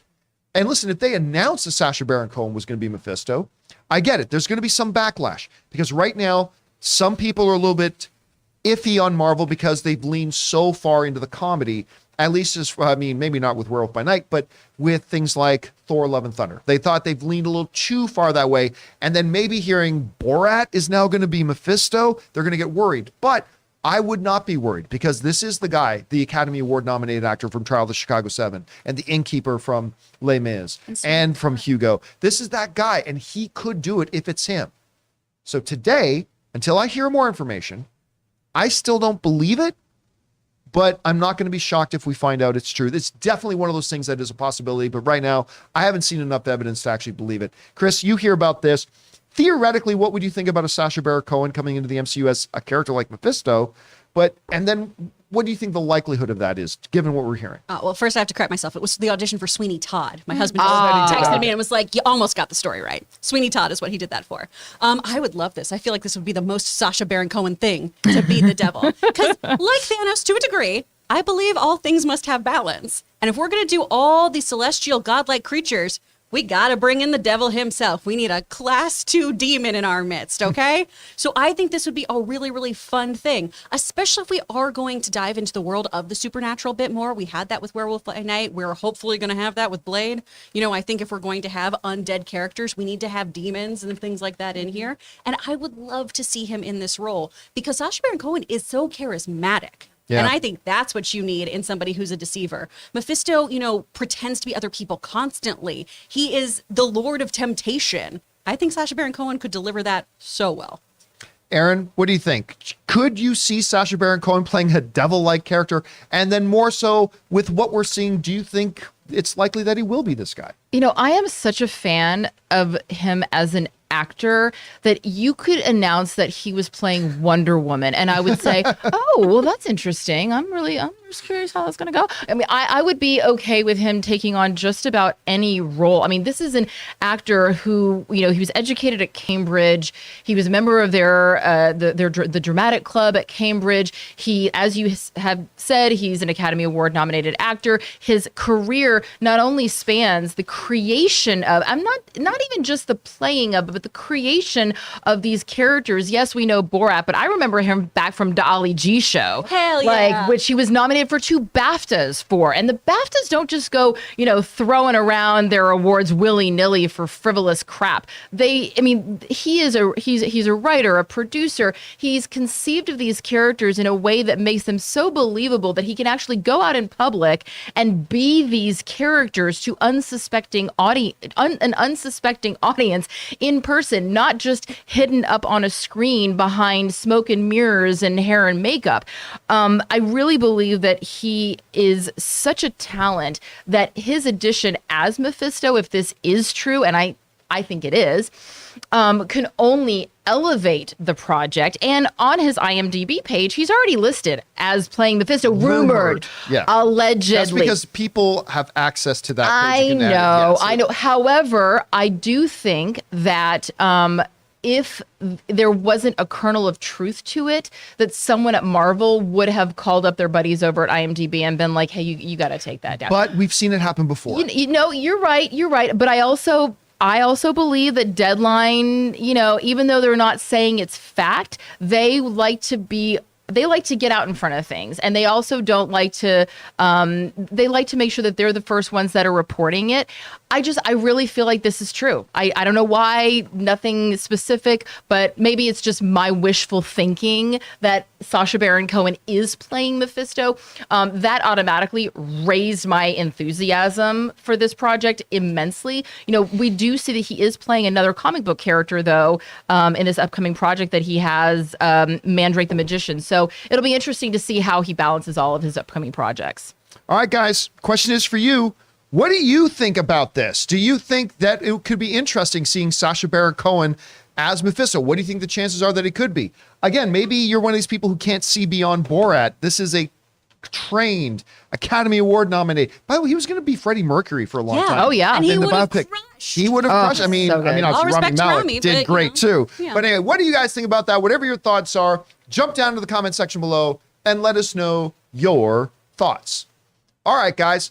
With that down, we are now going to open up the super chats and hear from you. What are your thoughts, theories, opinions, and questions that you have? Fire those in. We're only going to leave the super chats open for just a couple of minutes, but we will address those in the second half of the show. But for now, before we get to that, we want to take another second and thank the major sponsor of our show, our friends at Mint Mobile. Guys, we want to take a second to thank the sponsor of this video, Mint Mobile. Mint Mobile offers premium wireless starting at just $15 a month. And now for the plot twist. I'm just kidding. There isn't one. Mint Mobile just has premium wireless from $15 a month. There's no trapping you into a 2-year contract or opening the bill to find all these crazy fees. There's no luring you in with free subscriptions to streaming services that you'll forget to cancel and be charged full price for. With my old wireless provider, every month when I opened the bill, it was like playing roulette. I never knew knew how big the bill was going to be, and it always seemed to get bigger. With Mint Mobile, it's totally different. I know exactly how little I'm paying every month, and there's never any surprises. Mint Mobile gives you the best rate whether you're buying for one or a family. And at Mint Mobile, families start at just 2 lines. All plans come with unlimited talk and text plus high-speed data delivered on the nation's largest 5G network. And guys, you get to use your own phone with any Mint Mobile plan and keep your same phone number along with all your existing contacts. So transferring over couldn't be easier. So to get premium wireless from just $15 a month and no unexpected plot twists, go to mintmobile.com/Campea. That's mintmobile.com/Campea. You'll make your wallet very happy at mintmobile.com/Campea. And thank you to Ryan Reynolds and Mint Mobile for sponsoring this episode of the John Campea Show. Okay, guys, it's now time to hear from you guys and what you guys have to say. So, Kaylee, what's in the super chats? Guys, Andy says, the most savage review title I've ever seen. Black Adam. Dwayne Johnson enters the DCEU. You run for the exits. Oh. Yikes. That seems unnecessarily harsh. But then he does watch, what is that show? Riverdale. Yeah, Riverdale. so- Although I will say this too, one of the harsher ones I saw too was over at Slash Film, who, they love their comic book films over there, and they love The Rock. And they said, what did it say? The Rock's Black Adam is a comic book movie, only worse. I'm like, Oh. that was quite the headline. I have a wonderful book with really bad theater reviews called No Turn Unstoned. And it's basically this actor had a really bad review. And so she called up all of her famous friends and said, I want you to send me the worst review. Like one actor, they sent the one and it was like, this actor's talent runs the gamut from A to B and things like that. So I would love if they Reminds did me of reading mean tweets. Yeah. A little bit. That's kind of A that. reboot of bad reviews would be hilarious. All right, what's next? 1 sec. Sing jumped and I just got to get down A to. little more. There we go. There we go. Yes. Cynthia's thoughts on She-Hulk showrunner Jessica Gale and directors Kat Corio and Anu Valai. Valai directed episode 5, 7, while Corio directed the rest. Do you think there were too many writers, too many cooks? No. As a matter of fact, most television shows, every episode is directed by a different director. Yep. Yeah. That's the vast majority of things. The issue, the consistency of a show is not down to the directors; it's down to the showrunners and the main writers, And the writer and the director producer. and the producing director, Yeah, excuse the me. producing director. So it's really about the showrunner. I mean, and every show has a big collection writer room and all that kind of stuff. For me, I've said it 1,000 times. I'll say it one more time. The problem is these people didn't know how to write comedy. I mean, that's it. Again, Marvel is great at infusing a little levity here and there in their movies, sometimes more than others, but to actually tackle a comedy. And they didn't have people in the room who knew how to make things funny. And to me, ultimately, that's the breaking point. I thought the concept of the show was great. I loved the cast of the show. I loved the idea of what they were trying to do and the direction the show was going. But it wasn't funny. And if you're just rolling your eyes and putting your hand over your face at every bad joke that did not land, that's a hard show to enjoy. So again, and I'm sure there are a lot of people who laugh their asses off at it. That nothing is more subjective than comedy, and that's great. Just for me, that's where it fell. But it's not the amount of directors or anything like that, because it was actually fairly small compared to most shows. All right, what's next? Next up, Zach Marcello. The Empire has been choking us so slowly. We've started not to notice. This writing is so good. Also, the fight scene inside ISB was amazing. God, as much as that, like the conversation between Andor and, well, I'll say, and his mother, that conversation, I won't go into details on it, was great. But the stuff going on in the ISB, when the two directors start confronting each other, and then the little conversation that happens after that, just a very short little scene after that. The writing on this show is absolutely, it's like House of the Dragon. Again, for me, I still think maybe House of the Dragon might be the best one airing at the moment, but Andor is really, really close. And it's because of that writing, it's incredible. All right, what's next? Next up, Amin. Really enjoyed Dune, and I recently wanted to read the book. Should I wait and watch the second film first, or just read the book now? If Robert was here, he would absolutely tell you read the book now. Yes. I have a personal thing of when, like, I read Dune when I was a kid, but I have a personal thing that if a movie is coming out and I haven't read the book, I won't read the book until after the movie. Because the problem with reading a book first is that you create everything in your head at that point. You're reading it and it starts to look, the way characters sound happens a certain way, the way things happen. And then you have a 400-page book that has to then get translated down to a 105-page screenplay. Then it's going to be different. All of a sudden, it's not meeting your expectations. That's why I go in and watch the movie first and then read the book and get a little bit. Do you guys have a philosophy with that? Ooh, sometimes I wait till afterwards because I didn't, I'm a huge Alan Moore fan, but I watched V for Vendetta before I read that graphic novel. Oh, okay. And that way I enjoyed the movie much more. And then once I read the graphic novel, I was like, wow, this is so profound and interesting. He's also like so hard to adapt. And I understand why he doesn't like people adapting his stuff. His stuff's brilliant. But usually I try to give myself that space from the literature. Do you have a rule? Yeah, I think that I mean, I don't have a per se rule. And a lot of times a movie will make me interested in a book. And so I'll go back and read the book afterwards. When it came to the His Dark Materials series, I read all 3 books back to back. I was riveted by it. But then I had no interest in watching the movies because I was just like, I'm never going to see what's better.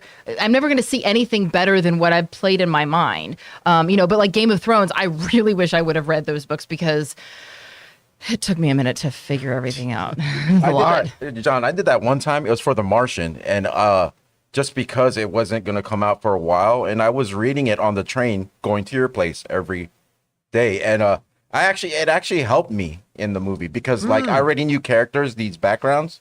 I did say, oh, I wish they went over this, but it's still my favorite movie of all time. So, yeah, that's a good point. All right, what's next? Next up, Al Renshaw.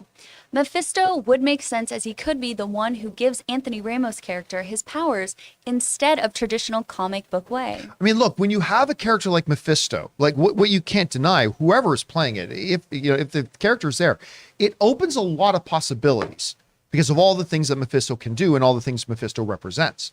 So you're right, it would play in there, but I would propose that you can find almost any project and say, Mephisto being a part of this project could do this, this, and this just because of the diversity of the character. Yeah. I mean, oh my gosh, Mephisto being an Ironheart, a tale about potential corporate greed. Where does the devil belong in that story? I mean, you can do anything here. You really, really can. It can be just, pulling the strings on all kinds of stuff. All right, what's next? Next up, Al Marcellus. Andor, to me, represents the closest we have ever gotten to gritty expanded universe story becoming live action. The EU had a lot of mature, gritty, non-Jedi stories. Also, now we have Space Miami. Space Miami. That's I know, true. totally. I was like, this place looks cool. And then I was like, oh, God. No, it took me about 30 seconds. Then I remembered, oh, right. I'm old and I'm tired and I don't want to do this anymore, or whatever that line is. But that was funny. It was Hey, listen, cool. yeah, the EU did have a lot of that. Now, here's the problem. A lot of us Star Wars fan have some really heavily rose-colored glasses when we look back at the EU material that came out during those years, because a lot of it was total dog shit. Like, there was a lot of bad stuff. Like, I mean, some shiny, sparkly, great things too, absolutely. But I just need to remind everybody, they killed Chewbacca with the moon. They literally hit Chewbacca with a moon. That represents the EU to me, even though there is some really, really good stuff in there. But you're right. Like, it's the first, we've never had Star Wars on screen that felt like this was for adults. And and that's why you guys remember the very first thing I said about it online on social media after I saw it was, this feels like an HBO Max show. It doesn't feel like a Disney Plus show. And now that you're seeing it, you see what I'm talking about. All right, what's next? Ben Rayner, the winner of the Best Picture is Babylon. Oh, wait, no, I'm there's a mistake. Sorry. The winner of Best Picture is Wakanda Forever. JK, LOL, that La La Land moment will go down in infamy. Yes, I just felt that personally, yikes. I do feel that the right movie won. Same. I feel that the right movie won, but you cannot help but feel so bad because you're in that moment and it gets announced you won Best Picture. Now, he had a good night because I think he did win Best Director, did he not? I'm pretty I think he walked away. That's what the weird thing was. He did win Best Director, but they won Best Film. But he did not win Best Film. So he was fine. He got to go home and cuddle his Oscar anyway. Yeah. But I mean, I felt so bad for everybody involved with La La Land because you're told that you win, everything's good, fantastic, yay. Oh, wait, you're a loser. Go and sit back down. Well, there's no Hundred losers. days. Everybody who's it's a win just to be No, nominated, Warren Beatty John. was like, "You're a loser." No, you know who the big there. loser was that night pretty is the guy from PricewaterhouseCooper who lost his job because of it. the wrong My name, cousin yeah. is she works for PricewaterhouseCooper and she knows him and she was like, it was not a good day on the Monday after the Oscars and told me about all the fallout because and she's like, there's a reason why the reps from PricewaterhouseCooper do not go and do a little thing at the Oscars anymore. But you know what it reminded me of? I hated that part anyway. It was so annoying. Yeah, who cared? But you know what Hi, it reminded me we've of? got Well, PricewaterhouseCooper Yeah. cared. The opening of Zoolander, when they announced your model of the year is Hansel, and Zoolander gets up and walks up to the Yeah. stage. Like, It's like here's this the awkward moment. It's like, I really, really wish that, oh God, what's his name? Who sings American Woman? His daughter's in Batman. Kravitz? Yeah, I wanted Lenny Kravitz on stage there when they came up. Just so Did could you say- guys ever? There was an award show, and they announced the best, the nominee for best comedic actress or something. It might have been the Golden Globes, and the nominee runs up to the stage, and she sends it, and everybody's like, "What the hell is happening?" And then they announced the second nominee, and she runs up to the stage. All the nominees ran up to the stage and held hands. They treat it like a beauty pageant. They treated it like a beauty pageant, God. and then when the It was the one best. won, Melissa McCarthy won. yeah, it was a really cool moment. Yeah. What was the one? Who's the host of Family Feud right now? Oh, Steve Harvey. that Steve was Harvey for announced Miss the wrong America. winner. What, the Miss Universe Miss competition? Universe. When they announced he renounced the wrong winner. He did it twice. Did he do it twice? God bless Steve Harvey. You know, I he love felt that real guy. terrible about that. Of course he I felt wanted to know, terrible. he was crying. He had I the think it was girl the on second there. time he started doing it. Yeah, I was like, 'cause- wait, hold on. Which might have Oh. just been a joke that didn't That land. was but- so When I was bad. single, a friend of mine sent me his book. It's called Like a Act Man. Like a Lady, Think Like a Man. Your Guide for Getting a Husband. It worked though. I forget. Well, you know what? like anything about I've that. never won anything, so So yeah. So, Like, we So can feel you're the about big that. loser, Jonathan. So I'm You're the big loser. all right. What's next? Next up, South Texas Shark. Sorry, Ray, I'm about to make you hungry. What is your favorite food when it gets cold? Mine is menudo with a side of lime and onion. Right when it's cold Oh, out. it's tough, man. That's cold. I actually eat anything. It doesn't matter. If I'm too lazy to heat it, I'll eat it. So, but pizza, I guess. Mine is pasta. Oddly enough, like when I'm Oh, cold, yeah, like spaghetti. something really Spaghetti. hearty, like a spaghetti, some kind Yeah, of there you pasta. I go. think. Oh does my really well God. for me. I just discovered the seafood gumbo at Stevie's Creole restaurant on Pico. And let me tell you, I'm going to be eating nothing but that. I make some damn good gumbo. That's like my thing. But Stevie's seafood gumbo is so much better than mine. You have never made me gumbo. You Oh, you're gonna put You can't spices in it. handle Oh, the spice. no, you're I right. can't even put a fleck of You're right. pepper on it. Handle You the can't handle my seafood? paprika. Nope, not even. You a don't little like the slice. fish, you don't like the shrimp, you do not like the tomato. It is not a food for you. But It is I- a bowl of no. No, I mean, there was a gumbo they do at one of the restaurants at Disneyland. It's the one The where Ralph's? No, the one where In the bread bowl they at the New Orleans. yes, the one where they have the Pirates of the Caribbean ride goes through in the yeah. restaurant. Blue Bayou, Blue is that Bayou. the name of it? Yeah, they have a gumbo there. That's yeah, sure. I can have shrimp. I just don't like with the still got the legs, like I the love legs that on part. it, right? And you suck the don't Shrimp think don't they have move, legs. though. That's calamari. No, Well, shrimp have they have legs. these. I'm not In life. tentacles. With the heads. Little guys. You know when they have Oh, the the They're heads. the heads and they tail. have He like might be talking about the tail. yeah, No, the no, no, tail. But they but peel them before they craw- put are them you in talking your about Some do, crawdad? but when you go to a lot of the more authentic Asian restaurants, they just bring you this big thing Right. just looking at you. Oh, but anyway, yes. they have that and sausage and Crawdad, oh, it's krill, really, really shrimp. good. That was the greatest super chat question I think we've ever had. But- I know. Look at you asked us about food and all South of a Texas sudden, shark like, though. Are you doing menudo with tripe in it though? Because that's the way Shrimp to do it. skewers, shrimp. I want to stew. know. All Put right. it in the chat. We need to move on. What's next? Wow. But do we though? Next one. What do you guys think of the Peanuts movie? For me, it's a perfect example of being faithful to source material. Yeah, the Peanuts movie was really enjoyable. I like, and you're right, it was completely faithful to the source material. Might be one of the reasons why it wasn't a huge hit. Sometimes you got to adapt, but for something like Peanuts, I adored it. I thought it was charming and warm and wonderful. I actually really enjoyed it. It's really cute. yeah, it's really cute. All right, what's next? Next, Seconds from Disaster. Half I wanted to recast for T'Challa, but I'm withholding judgment until I've seen the story they are telling. They are probably focusing on the legacy. All right, where's part 2? It's either we don't have it or it's way up there because there's a 2 of 3 also, and it's pretty. Oh, okay. So, yeah, look, I have zero doubt that Ryan Coogler, who has never made anything less than a great movie, Creed, Fruitvale Station, the first Black Man. He's never made anything that wasn't great. So I have no doubt he's going to make this movie work. And it's going to be great. And it's going to be wonderful. And we're going to have all the feels and all that kind of stuff. That won't change the fact that I will still feel at the end of the day that they should have recast T'Challa. But I have no doubt, like not once do I think, well, that's going to ruin the movie that they didn't recast him. No. It's Ryan Coogler still doing it. And so they're going to make it great. They're going to make it wonderful. They're going to make it honoring. They're going to make it respectful. It's going to make everybody have it in the feels. No doubt. And then later we can talk about them recasting T'Challa again. All right, what's next? Next up, Andy, the most savage review title I've ever seen, Black Adam. We already did that one. So that might got repeated. That was when it got bumped. Ah, there you go. Here we are. Sam Fisher. Hallmark. I once saw a TikTok of a woman complaining, I've been in Vermont for 3 days and I have yet to meet and fall in love with a single father. Hallmark effing lied to me. Oh, I love that TikTok. Sorry. It's the best. Is that what boy. happened? Yeah, it's so good. Oh, Get to meet a father and fall in love. I mean, everything is, you know what? I don't get it. My dad watches this shit.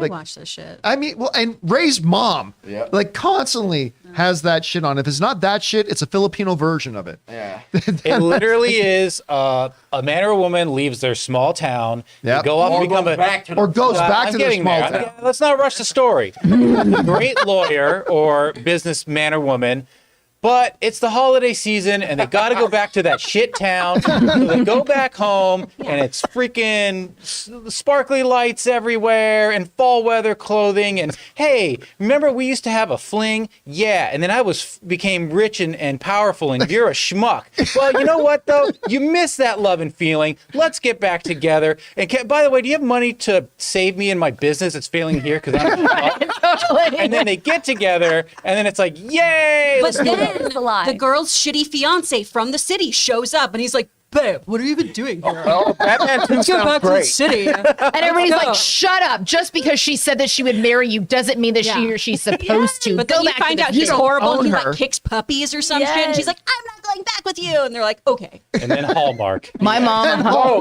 no. Batman 2. Matt Reeves. And then the camera pans up and you see the Christmas lights on the city street. Exactly. And then the credits roll. Yeah. My mom, no matter Hallmark. what I Love do, them. she's like, but Love when them. are you going to get in a Hallmark movie? Like, I think that if I did a Hallmark movie, my mom would be like, now you've made it. Can we do a little inside baseball moment? You need to have like a Hallmark reel. You have to have something void of like swearing for pitching yourself, which is problematic. My for reel us. is nothing but swearing and boobies. That's all my reel is. It's on my Instagram, so you can, go follow The that. Hallmark version for me is a compilation of every best Instagram. friend going like, he's not into Did I add you. you yet, Aaron? Hold on. All right, let's keep going. What's next? All right. This is one of two, but I think it's a complete. So- Okay. Okay. So Calvin Patel. No, Jai C. Jai the one below CSD. it. Okay. Rewatch The Descent. Scares don't hold up. Oh. Oh, Interesting. You are dead wrong. That's good for you, Chris. You are dead wrong. The scares. By the way, I think it's going to be next week. I think next week we're going to plan a night that you guys can sit down and watch The Descent at the TJCS Theater. It's going to be so much fun. All right. My mom is coming back into town to shame me for my non-Hallmarky career, so I don't think I'm available. Oh, we'll have you there. It's going to be so much fun. It's going to be so much fun. All right, what's next? Happy, Sad, Confused podcast is doing a live. Nope, Calvin Patel. Oh yeah, sorry. Yeah. You just didn't read his name. Oh, sorry about that, Calvin. Calvin Patel. Happy, Sad, Confused podcast is doing a live in-person and online interview with Henry Cavill on October 26th at 7 p.m. Eastern Time. I wonder what he'll talk about. Well, you know what? Honestly, I bet he will not talk a lot about Superman. Yeah. I bet they'll let somebody ask a question. They'll probably address it for a minute, but he'll probably focus more on Witcher. He'll probably focus more on like his other upcoming projects. I mean, I know what we would love to hear him just talk about is The just Tudors. Superman, but I bet they're going to touch on it and then they're going to move. Like they'll talk about the cameo in Black Adam and hey, he'll probably say something along the lines of, hey, the cape's still in the closet. He won't give any details. So yeah, I'm thinking that's probably what it's going to be. So you might be expecting a lot of Superman. I don't think it's going to be a lot of Superman. All right, what's next? Zach Marcello. I literally started to tear up in the scene with Andor and his mom, but listening to her reasoning was so powerful. And again, we're not going to go into spoilers, but one of the reasons I said a little bit earlier is like, that was one of the slower scenes, but I think it's going to become pivotal because I think that conversation is going to do a lot, even though you didn't recognize it in the moment, to shape Andor's worldview moving forward. So I think it's going to actually end up being really, really important. All right, what's next? Next, James Germain. Hey, John, just wanted to know Chris's opinion on Bayonetta's situation on voice actress being offered only $4,000. Oh, thank you for writing this in, James. This is something that we are actually going to talk about on Weekly Hero. Just really, really briefly, the original actress said that she was only offered $4,000. The original actress from a video game. Yes, from Bayonetta, was offered $4,000 to provide the voice once again. Again, just to give context to the audience, there's a video game that they're turning into an animated. No, this is still a video game. Oh, I thought it was for an animated movie they were doing. No, But still the a I game game. made a stand lot of corrected. money. Yeah. All Okay. the games made a lot Yeah. of money. So one of the things with voiceover is for video games in particular, you do not make residuals typically. Some actors have been able to negotiate that surely, but for the most part, you're paid a flat rate.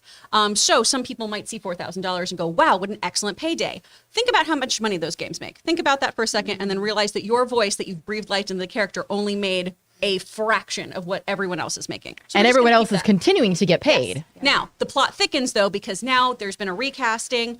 The voice of Commander Shep from Mass Effect is going to be doing this voice now, which is a really, really great thing. She's an incredible actress. However, Jennifer Hale, she's under NDA. She put out a statement saying that everyone involved has been very respectful and on top of things. So there is some kind of discrepancy about whether or not this is true that she was offered $4,000. The company is claiming that they offered her a good amount of money and that there was a scheduling conflict issue. So this is all still kind of unraveling. More things were released on the 18th, so we'll talk about that more. All right, what's next? Next up, Casey Mack. Hey, John and crew. I've been hearing through the grapevine that Guillermo del Toro's Pinocchio has been seen by people and it's already getting great reviews. Can't wait to see the movie in December. You and me both. Oh, I'm excited. The stuff we've seen from it looks fantastic. And this is the kind of sandbox that Guillermo del Toro, I think, is really going to be able to play in. Like, this just allows him to bring everything in his creative imagination to life in the forms of these characters, giving his own manifestation of the story. Can't be worse than the Tom Hanks one that we just had. So yeah, a number of people have seen. I've already heard some whispers about how good it is. So I'm looking forward to seeing it myself. I cannot wait. That's how you reboot something. I That- think. Or like reboot or remake something. Re-envision or Revision. That looks like something I would like Looks to. It's gonna be long though. Special. It's going to be long. It's going to be 4 hours long, right? I'll be at home. All right. What's next? Kenzie Broomley. Aaron, how is your Man in the High Castle binge going? Oh my gosh, I just watched 3 episodes last night. It is so good. If you have not watched Man on the High Castle, there's 4 seasons of glorious storytelling. And also, Bella Heathcote, who plays Nicole Dormer in the series, was my first scene partner in my acting class. And she is like and I was just watching like, you're so good. She's so good. And also my friend Neil is in the show. And it's really cool to watch an amazing show that has fantastic storyline and to see really talented actors who are great people in it and to be able to celebrate them. But above all, it is such an incredible story. If Man on the High Castle is not on your radar, it's on Amazon Prime. It is a brilliant series that will have you just feel in all sorts of weird ways. So I highly recommend it. All right. What's next? All right. Stubble McShave. With the structure of Andor and season 2 covering 4 events during 4 years, would you prefer to have season 2 as 4 2-hour movies and release 1 per month? No, I love the pace that they're doing it. I love the way that they're handling it right now. And by the way, it's an impossible question to answer because I don't know how it's going to be structured. I mean, we know every 3 episodes represents 1 year. Okay, great. But how is that going to be handled in story? And until I see that, I can't really answer that. But no, I love the idea of 12 episodes. It gives us, essentially 3 months to dive into and analyze and talk about and celebrate. Truly one of the best shows on TV. So I really like the format they have going right now. I think they should start it. But you know what? No, you don't even have to start it by releasing the first 2 or 3 episodes because we've already got the show is running now. We know the show now. So yeah, just come out with 1 episode a week. Perfect way to do it. All right, what's next? Awesome. Andy, that feed scene in House of the Dragon was too much for me that I had to put my foot down. Seriously though, I'm not a feet guy, but Alicent does have nice feet. I just don't get it. What do you mean you don't get it? I don't get the foot obsession thing. Oh, okay. I thought you meant you didn't get it for the storyline. No. I got. Oh, the it's storyline. oh my God, as soon as she took off her pantyhose, I was like, oh, is this? Oh, it's going. Yeah. Yeah. Again, look, and I'm not kink shaming anybody at all. It's just that there's some things like, okay, I'm not into that, but I can see why people would be. This is just one I don't understand it.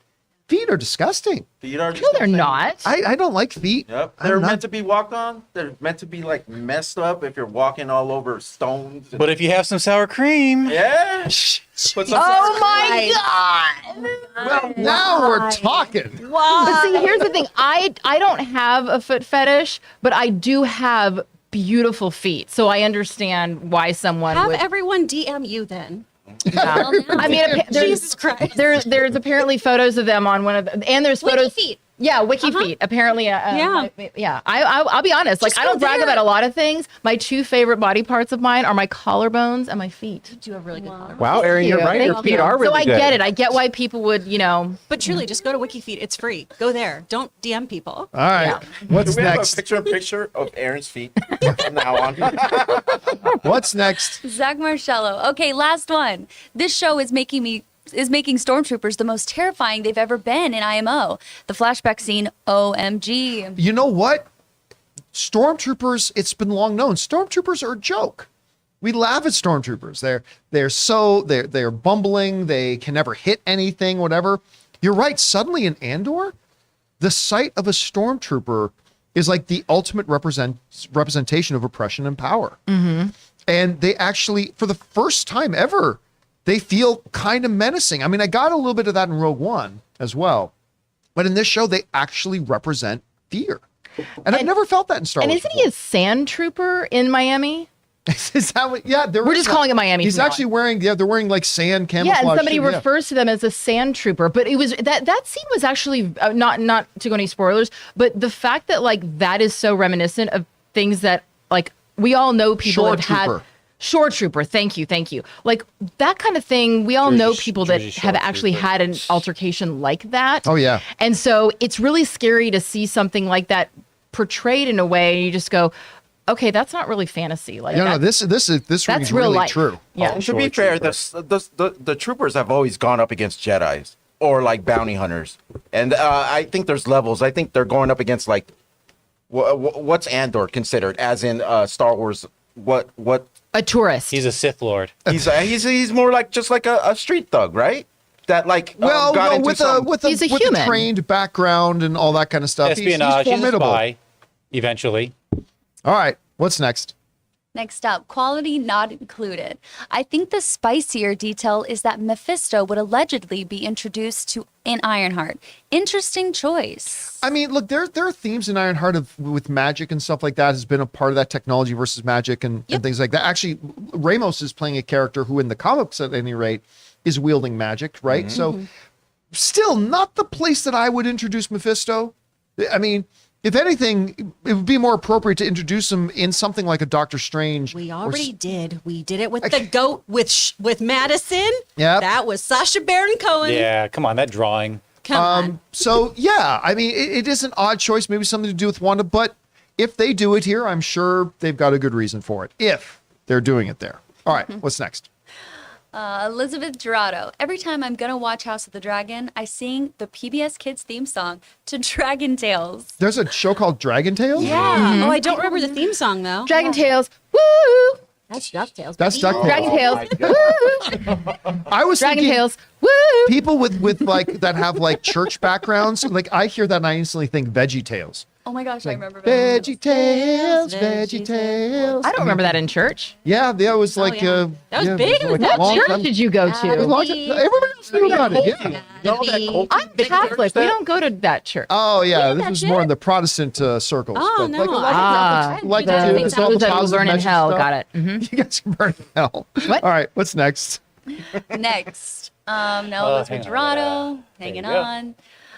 As is Laud. Okay, have you guys been watching Chucky? It comes on tonight on Sci-Fi, and I absolutely love it. Obviously, Chris might not, Nope. but I'll love to know your thoughts. Happy spooky Well, season. I know we've got one Chucky fan. Game day.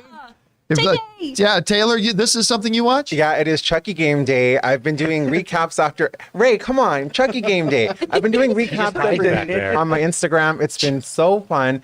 They made this season super gay. It is so cute. They know your target audience. Know your demo, man. Yeah. All right, what's next? All right. Al Renshaw, we will be getting a Constantine sequel with Keanu, but do you think that Zatanna could appear in that and be introduced in that way? I don't think so. I mean, first of all, no. I mean, if you look at the tone of the first Constantine movie that they did, I don't know that they're gonna want to have Zatanna fit into something like that. Listen, it would be a logical place to do it, but I don't see them going that direction with it. And I think that's something that would have been announced by this point. Or we may find out that's exactly why HBO scrapped the series. So that they could put her in Constantine. If we hear somebody saying words backwards in a trailer, woot woot. I have no information on that. I'm not saying that's true at all. I'm just pulling that out of my ass. But I mean, that could be one possible explanation. Nice thought. I like that. All right. What's next? Excellent. Raffaello Castillo. The Rock's Hercules only got 58% on the tomato-ret. I very much enjoyed its different take. I'm not expecting a Phantom Thread level film with Black Adam, so I'm sure I'll enjoy it. Huge fan of the man as a human being. This Hercules movie was a movie. It was a movie. It had some things going for it. I think I remember liking it remotely. Not one of the stronger Rock offerings to me, but I think it made more money than it would have if it starred anybody else other than The Rock. Very true. I mean, that's the thing about The Rock, right? Like, not all of his movies are big, huge hits, but they all make more money than they would have if anybody else played the role. Right. So, somehow Black Adam's going to be drinking Terramana tequila. Yeah.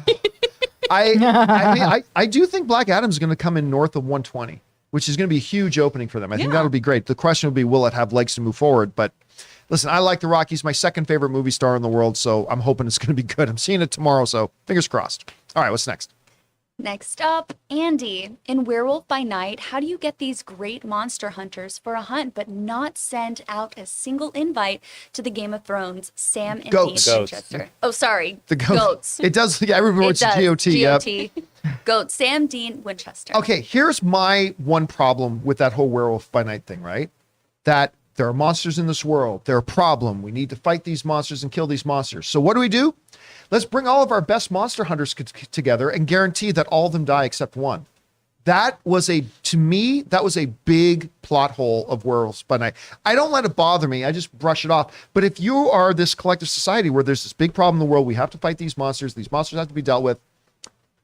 Why would you then go through a voluntary process where we're just going to eliminate all of our best monster hunters? Because they're bounty hunters. Okay, I'm going to quote the brilliant businessman, Rizzo the Rat. You got to create market scarcity, okay? All right? You get rid of the competition. You're in there, baby. Yeah, that part just made no sense to me. Like, why it was so beautiful, though. It was fun, though. It was like, I really liked Werewolf by Night. It was great. Oh, I loved it. I actually, when we talked about it last week, I hadn't gotten a chance to see it because my mom has been in town for a while, but she finally left. But she's coming back next week, which I'm very excited about. But when she left, I got to see all the things that I couldn't watch when she was here, like Werewolf by Night and All of Us Are Dead and all those kind of fun things that she won't watch. And Werewolf by Night, I have to say, Gael Garcia Bernal, oh my God. He was great in it. So brilliant. And I loved it. I thought it was so beautiful. I want more of that. I want more of that noir. All right, what's next? Next, Robert Paul Champagne. More like I go to MCU. I don't know what we're talking about. All right, what's next? Guess they go to the College of the Marvel Cinematic Universe. Sam Fisher. Oh, I think it was in reference to Black Adam coming to your theaters. I don't know. All right, what's next? Sam Fisher. Rick Riordan just announced a new Percy Jackson book with Percy as the main character and not as a side character. I don't care. I mean, I've never read a single Percy Jackson book. I just assume Percy Jackson was the main character in all of his books. I guess not. Which Apparently is fine. not. Okay, yeah, I didn't know that. I don't care, but that's interesting for people who read the books. All right, what's next? Cinema Reviews. Why did Halbrand stink? Because he put something that smelled Sauron. Oh. Ba-bum. I did not deliver that well, guys. No, I am not handing out the drum hit for that. No. Not even a little bit. Nope. Bad.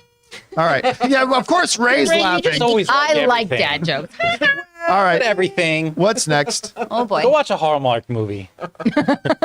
Seconds from disaster. This is 2 of Oh, 3. this was 2 of So that's 3. two of Okay. three.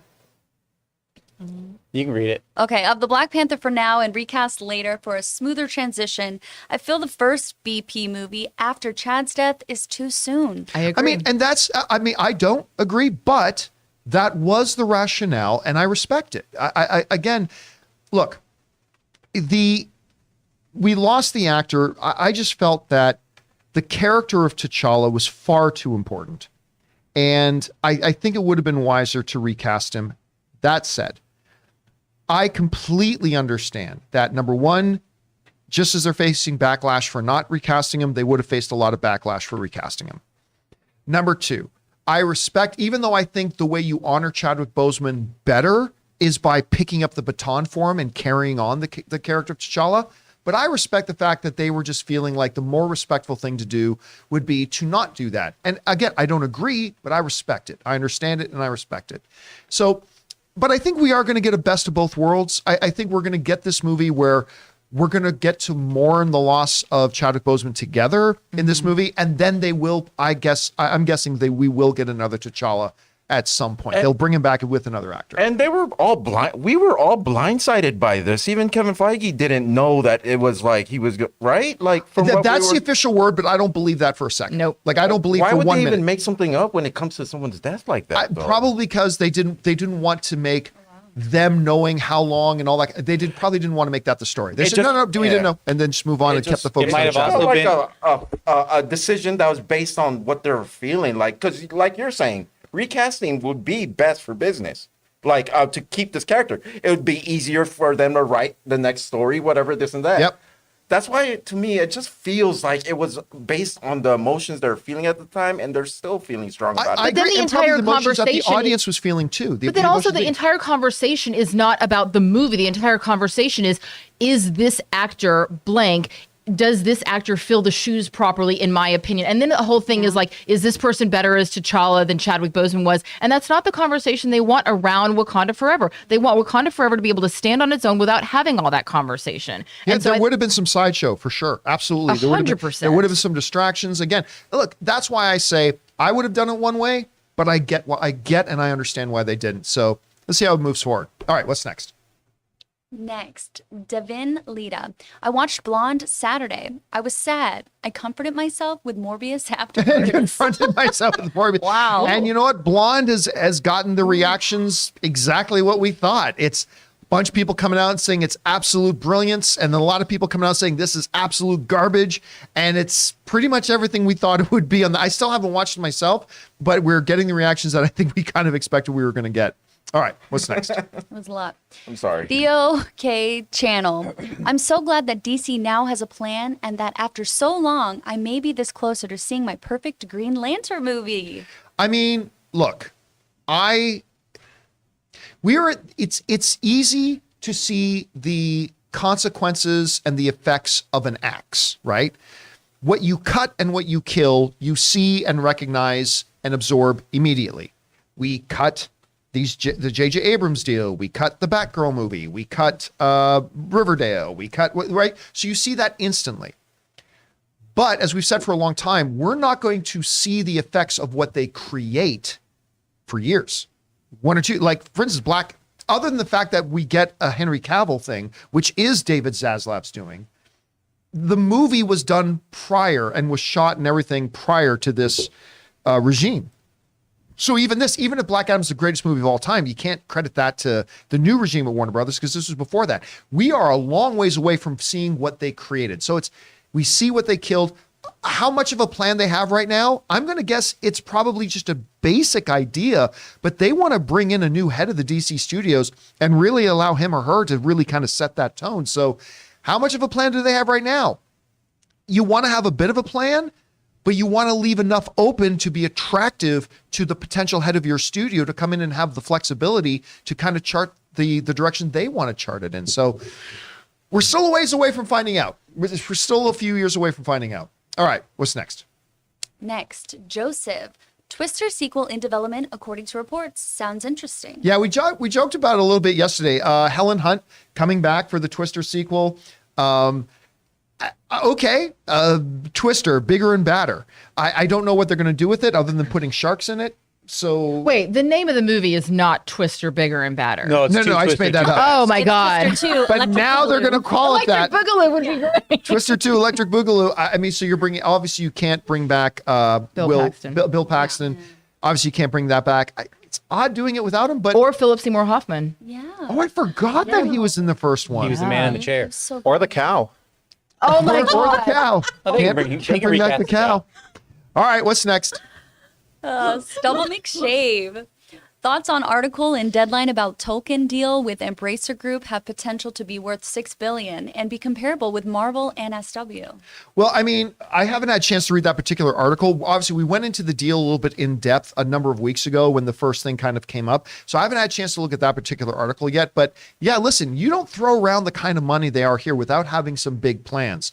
Honestly, some of those plans make me nervous and are a little bit scary that they're just going to commodify Lord of the Rings. But we'll see. I'll have a chance to look at it a little bit later, and then we'll see how it develops moving forward. All right, what's next?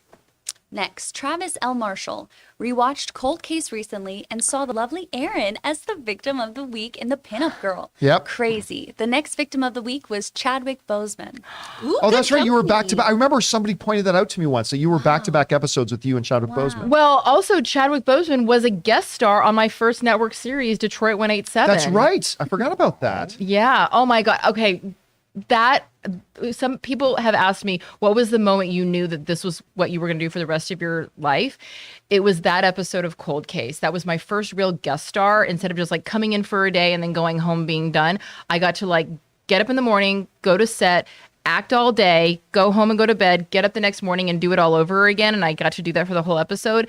And it was that, to this day, that remains one of my favorite jobs that brings me such joy when I even think about it. It was, you just made me emotional. I just still have the remembering it. photos of, you had a viewing party for it that night, and I still have the photos of us from that night when we were over at your place watching watching it air. And of course, my cable went out. And so we had to go over to my neighbor's house. And I was like, my show is airing right now. We've already missed the intro. Can we come over and watch it on your 13-inch television? All right, what's next? I think this is more about the descent again. All right. This is 2 of 2. Okay, great.